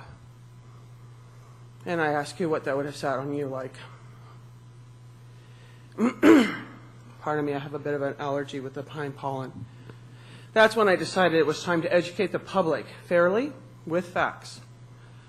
Because the fire service is a very complicated business to understand and not something that someone not married or familiar with it from a dispatcher's point of view like I am, or a public safety being in the police service like I was, could really understand, because it's complicated. You have viable candidates. You have a wonderful fire department. This thing about them being local, they can't afford to be local, but they're dedicated. They have integrity. To even get up here on a mic in uniform shows you the integrity, the honesty. That man is a foster parent. How many of you would take parents or other people's kids inside your home? We're talking about look at the individual people who make up your fire department. And how many of these people out here came here because we educated them? We didn't do a slander thing. We didn't trash CAL FIRE. We need CAL FIRE. We wanted to educate the citizens that you were going to remove, potentially remove, because you were going to lose control and give it to a state agency. We wanted to wake up. Please wake up. $30,000 could get you someone trained to be fire prevention. You'd have a well-rounded fire department. You already have someone who's trained himself. Please listen. Please promote from within if you can, because they're already dedicated. They already love this community. They're already here. Promote. Give them a chance to earn more money. Give them a chance to show you how much they love this community. Because I needed Bob's expertise, because he knows how to get into the systems to give the citizens facts. You have a resource, and you haven't even used him. Not one of you have asked him for his advice, and he was the fire chief here. So wake up, please. This is my community. I have a home here. I want it saved, and I trust them with my life. Thank you. Thank you. We have no further public comments, so we'll start with discussion from the board. Yes. Director Sanders. Madam President, if I'm not mistaken, there's a publication that goes out to every firefighter in the western United States. Is that, maybe Jerry Wood knows, if I may ask him, Madam President? Yes. Isn't it called Western Fire? Western Fire Chief, or Western Fire? Yeah, that's correct. Western Fire. Yeah, it's effectively a jobs available specifically for fire service. So firefighters regularly look at it. They see what jobs are open around the western United States, and they submit applications if they want to. And they're aware of everything that's going on in the state or in the western states. Do you happen to know off the top of your head how much it costs to advertise in that? No, I do not specifically know, but it can't. It's not okay. An extraordinary amount. I'm struck by the comments that have been made, and I've been giving this some thought over the past couple of weeks. $30,000 is a lot of money. If it was up to me, I'd pay the reservists more money out of that $30,000. I mean, $10 an hour to go into a burning house, give me a break. So if there's an opportunity to save $30,000 here, and if we can get a good response, a good cross-section of people who might be interested in the job that the general manager and the board can review, then I would be all in favor of saving the $30,000 and just advertise in the Western Fire publication. Yes. Yeah, Director Barringer. Yeah, and by the way, I've used headhunters, been recruited, as probably many of you have, and there's great value to it. They not only find a person, but they vet them, they make sure that it's the right person, etc.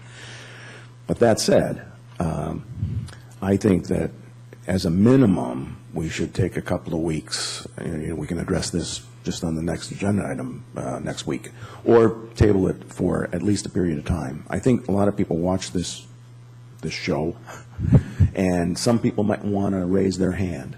Maybe Eric Shalhoub would raise his hand. We might see someone in the next couple of weeks that is interested in this position, and I think we should save some money, and I would support either tabling this for a period of time and readdressing it within a month. And by the way, we're trying to get this done because the contract with CAL FIRE ends. Actually, we have to give them a certain notice.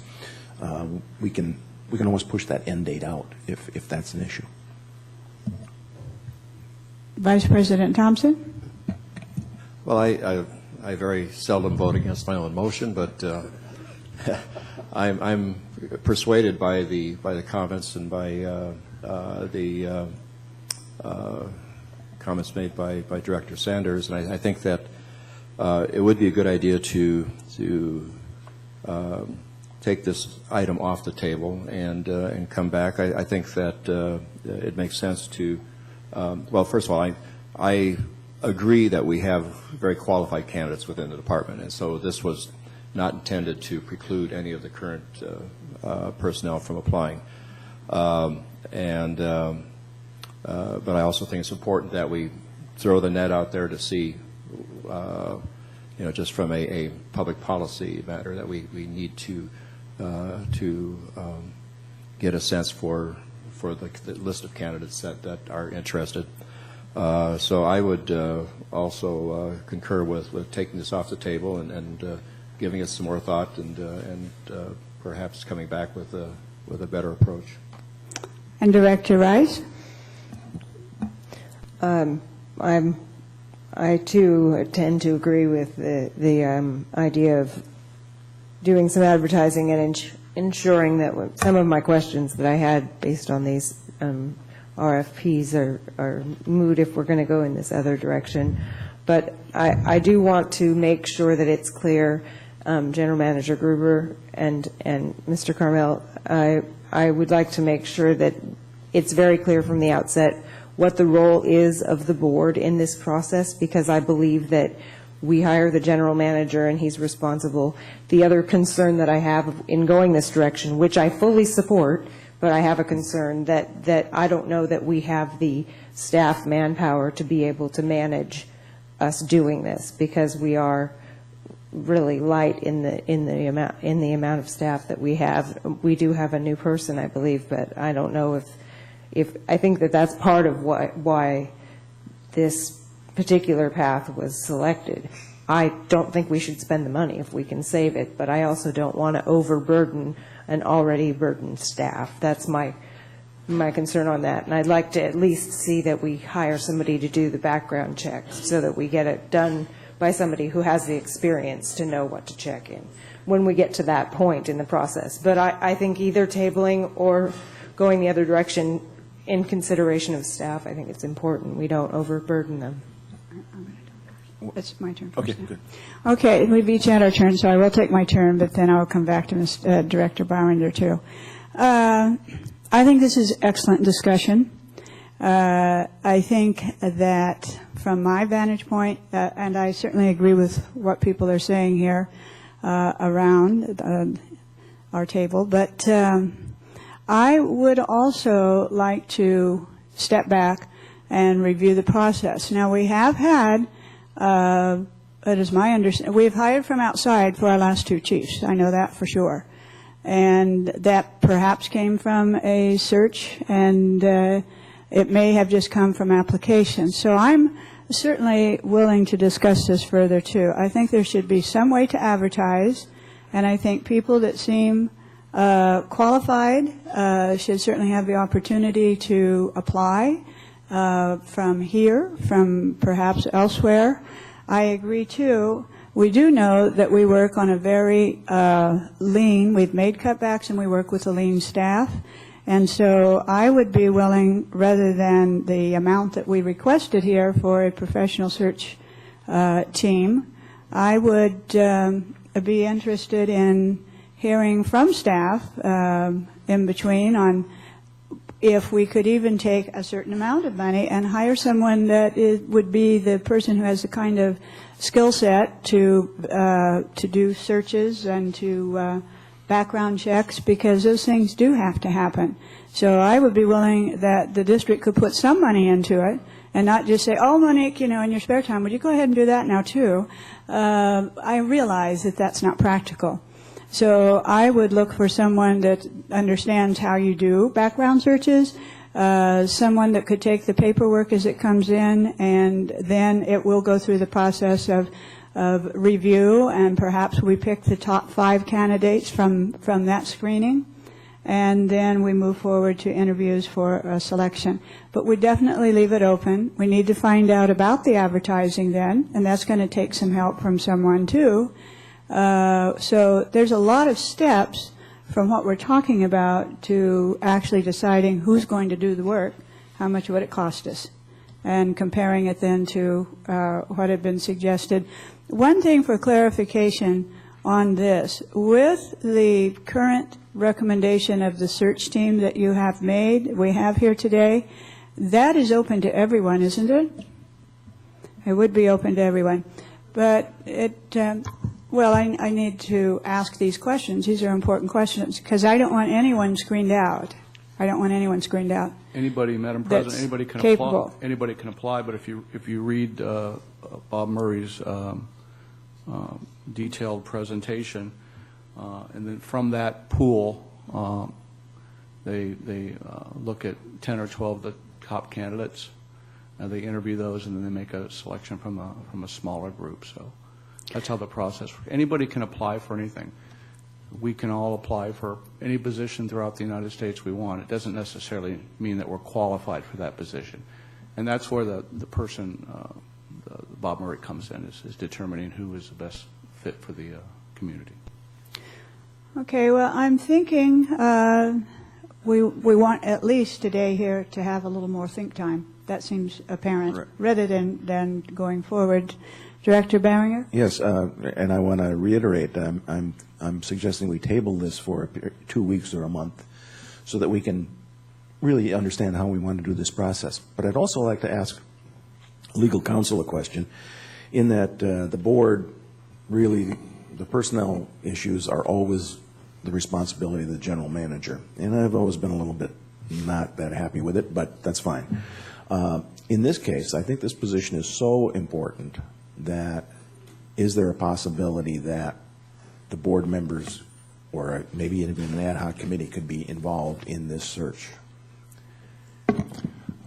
Legally, certainly that's possible, but you're right. Under your code and under your personnel rules, the appointing authority for everyone except the general manager and me is the general manager. So ultimately, it's his decision. Of course, he defers to the board in terms of the process you choose to use.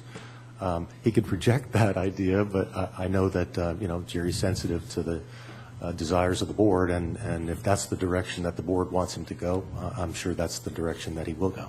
Right, and to answer your question, President Robinette, the right people to do all that vetting is in fact these guys, and that's why they're charging you the money to do it. They'll do it appropriately, but I think we need some think time on it. Think time is what I'm sensing here, and so we would want to table it then, I think, to come back. I do know, since we have our next full board meeting less than 1 week from now, that this would not work until the March agenda for sure. So do we have a motion on this now? Director Sanders? I move that this matter be tabled until the March regular meeting. Okay, it's been moved and seconded that we table this and have a little more think time on it. look at what the opportunities of feasibility is and where we want to go. Any further discussion on this? Director Rice. Thank you, Madam President. I would just like to make sure that when this does come back in March, that we're clear about what role the board will play, because I believe there is a part in each of these proposals that, even if we don't go with one of these firms, talks about setting what it is that we are going to expect of a fire chief, and that's where it comes into the policy level. So I would like to make sure that there is a place for the board, because it is such an important position. And I'd like to be clear about what that is so that the community knows and so that the general manager is aware about what's both appropriate and what we think that we would like to do. Mm-hmm. The other thing I wanted to point out is delaying this until March will mean that we will have to extend our contract with CAL FIRE, and it sounds like we don't have any objection either from CAL FIRE or our folks, which is great. But even if we started next Monday, it's going to be June 6th on Bob Murray's schedule before we get to an appointment, and that's if everything goes according to plan. So, And you have to, Madam President, you have to give the person, if it's an external candidate, the opportunity to, relocate, which is about a month, and then you have to. I wanted a transition period, so we can put it off a month, but I don't know what we're tabling. We need to make a decision. If this is the route you guys want to go, no, it sounds like not, or we handle the recruitment ourselves. I think it's just complicating it by putting it off and table. What are we tabling? I'm not clear on what we're tabling. We don't need to have any more discussion. It sounds like the board doesn't want to go with the recruitment firm, and I can respect that. So let's decide to go with a recruitment. Let staff handle it, and we'll do it, and we'll start putting the pieces together, and hopefully we can move forward. I don't think it's fair to our fire department. I don't think it's fair to CAL FIRE to say, okay, we're going to put this on March's agenda and think about it for a month, when it sounds like there's a consensus already amongst the board and staff's okay with that. We rather just hit the ground running and get this process underway versus tabling it for a month. I don't see any purpose in that. Well, I would tend to agree with you, because time does kind of tend to lag on. So maybe we should spend just a few more minutes and make, give a little more structure to and concreteness to what we're talking about here. Because from what I hear so far, we're talking about not necessarily needing to work with a search firm. We are talking about, anyway, I think we can't expect to have you and your department do this without assistance. So we need to put some money to that, and you need to find the appropriately trained person that is going to come from probably from human resources background somewhere. Madam President, we can do it. I mean, we're handling 15 recruitments right now, and what it is really working with you and maybe some community members, and as Director Rice identified, those qualities that we're looking for in a fire chief. Maybe reaching out to the community and finding what those are, and then putting a brochure together and just distributing that out to the Western Fire and things like that. Also, circulating it internally, and I would encourage our folks to apply.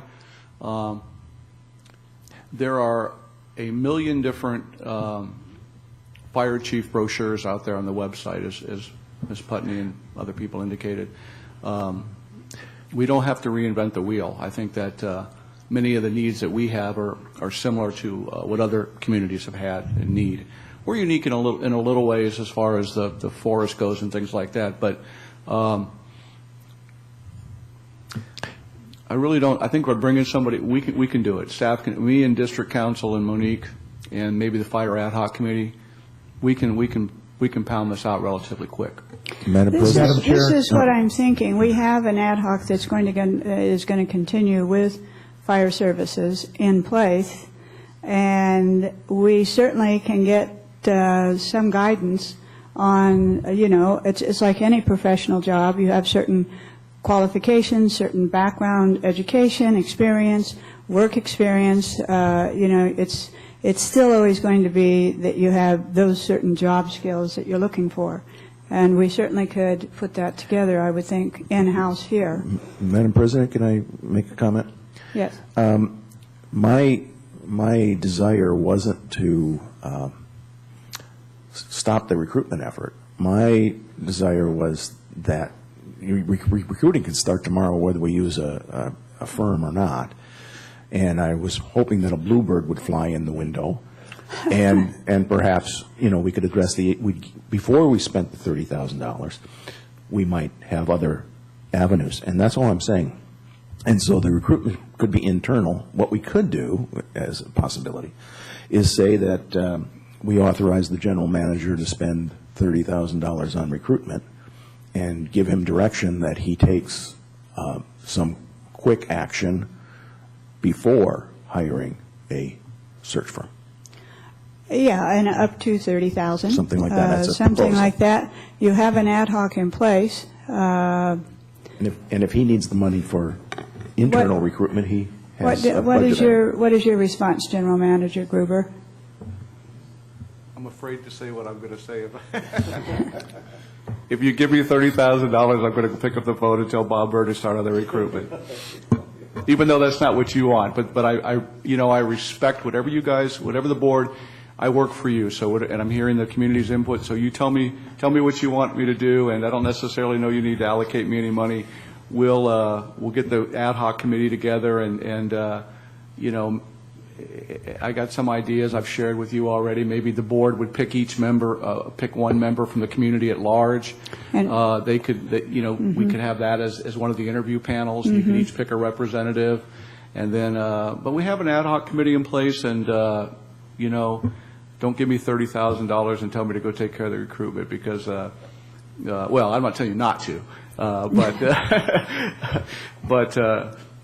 we can do this. We can do this internally. I'm not even looking at Monique. I'm not even I'm trying to keep my because really I say we. Look over there. There's a lot of good folks in town that we can use their resources too and have them help us in the process. So I do like the idea of the screening too, of perhaps a board picking each of us, selecting a community member as one level or one stage of screening. We would want to maybe do that. Yeah, we can meet with the ad hoc committee, and we can start laying out the process, and the structure. Yeah, it's not that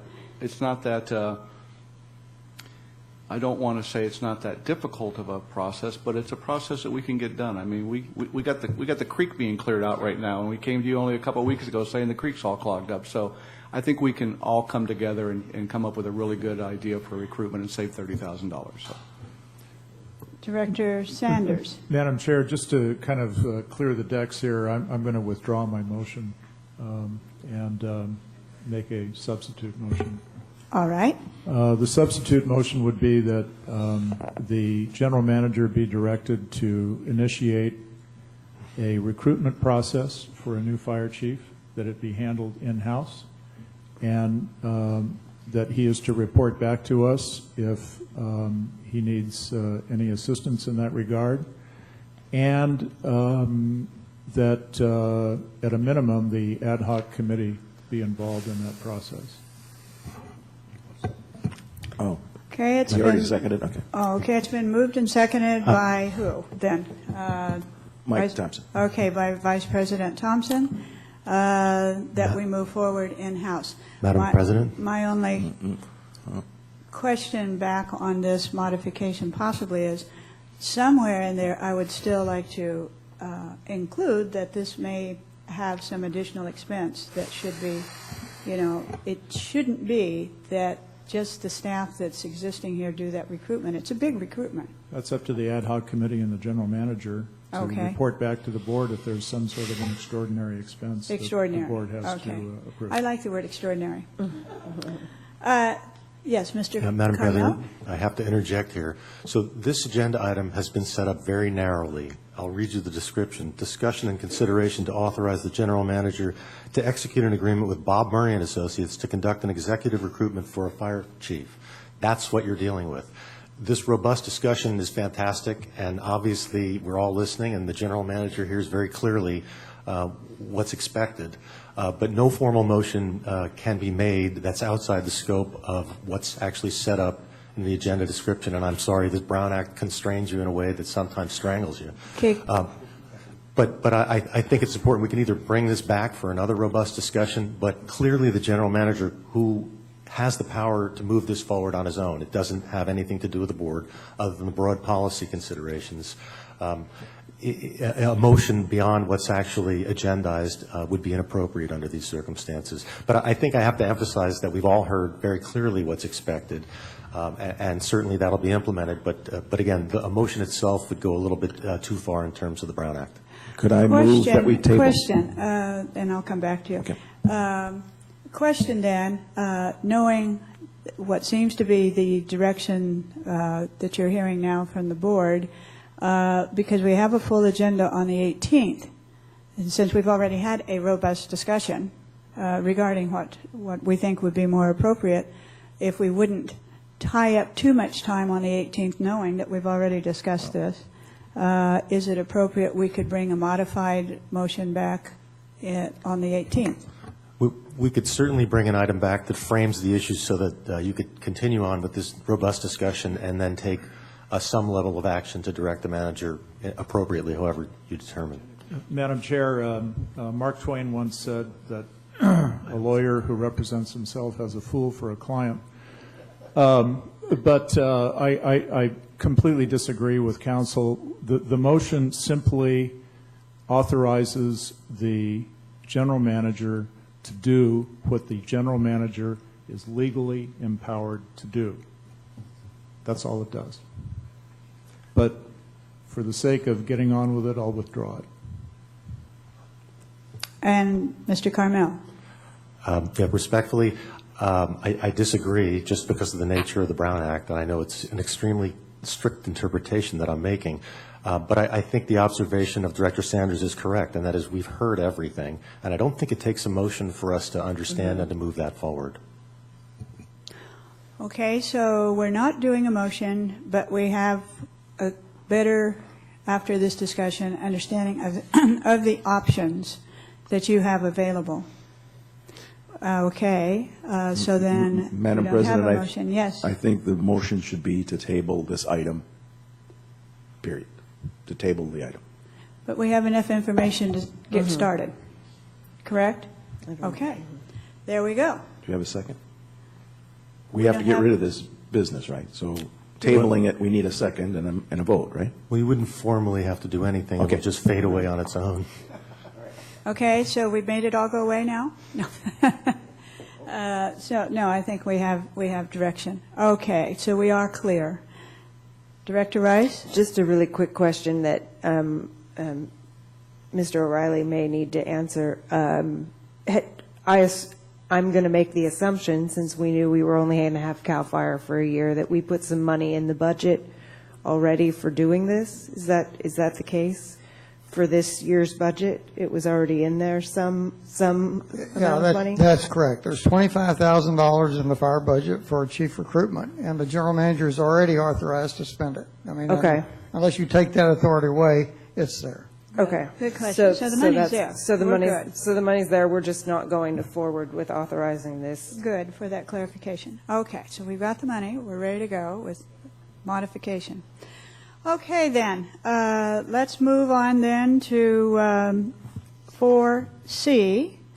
And General Manager Gruber, if you would introduce item 4C. Thank you, Madam President and board members. Item 4C is discussion and consideration to appoint a delegate to vote on behalf of the CCSD for LAFCO Special District representative at the annual California Association meeting and to choose a candidate to support.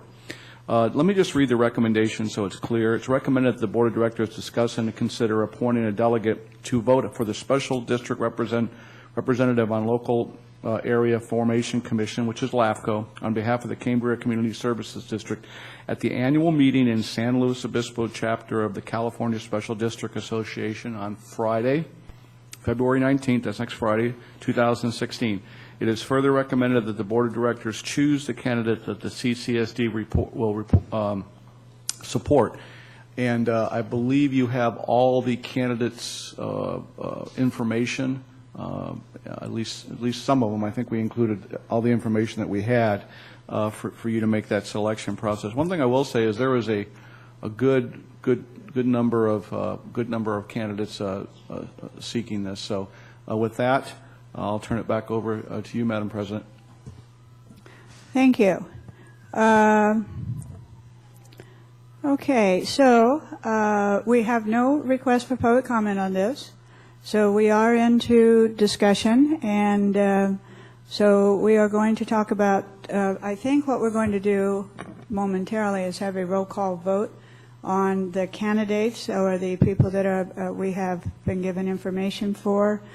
And then we are also going to have a representative that will go to the Board of Directors, the California Special District Association on February 19th, and that person will go ahead and carry our vote for us. And on that, Director Rice, I was wondering if you would like to be our representative and take the vote forward. Thank you, President Robinette. I appreciate that suggestion. I would be happy to do that for the district. I wanted to let folks know I talked with Anthony Calvins, who's CSDA, active with the CSDA, and they were short of a quorum by 2. So having somebody from our district go will make a difference, and I think that will hopefully they'll get a quorum. If they don't get a quorum, then the vote will happen differently. But I'm happy to go and represent the district. Okay, so, and that's on next Friday? Yes. Okay, thank you very much. Okay. Monique, did you get that? I'm going to the... Okay. And do we have any other people that are going to attend that? Okay, so Vice President Thompson, you'll be there too. Okay, very good. Okay, so then I think what we want to do next is we have really no public comment, just discussion on, do we want to discuss these people, or do you want to just go to the roll call vote and see what you have in mind and see how it comes out? Yes. I'll just comment. I did look at the applicants. I did read the material. We did have Ed Eby, I think he stopped by and came here, and I thought that was significant. And if he did that to every district, he's probably going to do well. But I do have personal contact with Robert Enns and Alan Fields. And Alan is a member of a club that I'm in, and I know him personally. I found him to be a very reasonable person, and I think he would represent us well. On the other hand, I also have a long-term relationship with Robert Enns. He's a contractor. He's done some work from me, and I have gone to several meetings where he's shown himself to be highly qualified. And from my personal perspective, the reason Robert Enns would tip the scale is he's already an alternate member on the LAFCO board. For 2 years, he's been a non-voting member, and I think he's looking forward to actually doing a vote. So even though it's a close tie from my personal perspective. Isn't Eby the alternate? He might also, but Robert Enns is an alternate on the board. So with that said, my recommendation, even though it's a close call, would be Robert Enns. Okay. Who would like to discussion? I'm a little confused then. So the reason we're doing this is because Merle had resigned, and so they need to fill the special district position on LAFCO. And who's currently in that position? Is that Robert Enns is currently acting because he was the alternate, or He's the alternate, so he'd be the rep. so who's currently representing special districts? The voting representative seat is vacant, so the alternate, Robert Enns, is the one that would be voting at this point in time. So he's the one that, so is there's currently no alternate? Is that? Well, no, if Robert Enns was appointed to LAFCO, then the alternate seat would become available. And there's actually a provision in the report that was given to us by David Church, the executive director. It's in the packet, and it says, if the alternate LAFCO commissioner is elected to the regular position, nominations from the floor for filling the term of the vacated alternate position may be considered and a vote conducted at the meeting. So if Robert Enns was elected, then the vote would be for the alternate seat. Okay, thank you. Thank you for that clarification. So then I would move that this board support Robert Enns as the regular LAFCO member and authorize me to vote for Ed Eby for the alternate if that position were to become available. I'm sorry, say that the last part again. You're suggesting, you're moving that we support Robert Enns, and what was the second part? That because he's the alternate, we would need to fill an alternate for special districts, and that for that position, we support Ed Eby. Oh, okay. If that were to come up. Right, okay. Discussion? That way I would be authorized to vote on both of those if that was the case. All right. Is there a second to that? Well, a discussion, I'm not going to second that at the moment. Okay, I think it's a great idea to have that all right. pre-thought, but again, Alan Fields is a local person from San Simeon, and I don't have an opinion on Eby except that he did show up, and perhaps another board member, if they prefer someone else, fine, but I'll remain silent at the moment on that. Since I didn't get a second, can I make a different motion? Because that motion dies, right? Yes. So I move that we support Robert Enns for the regular LAFCO position. Yeah, and then you can play it by ear. Could I make a friendly amendment to that, that we support Robert Enns for the regular position and at the appropriate time support Alan Fields for the alternate position? That's acceptable to me. All right. Is there a second to that? I second it. It's been moved and seconded. Discussion? Were you going to second it? Okay. Yeah, I would have, but you did already, so that's fine. Okay. All right. Further discussion? All right. I think we're ready then for our roll call vote. Director Rice? Yes. President Robinette? Yes. Director Berenger? Yes. Director Sanders? Yes. Vice President Thompson? Yes. Okay. So And the motion passes 5-0. Okay. So that concludes our business for today. So thank you for staying. We appreciate that. Meeting is adjourned. Amen.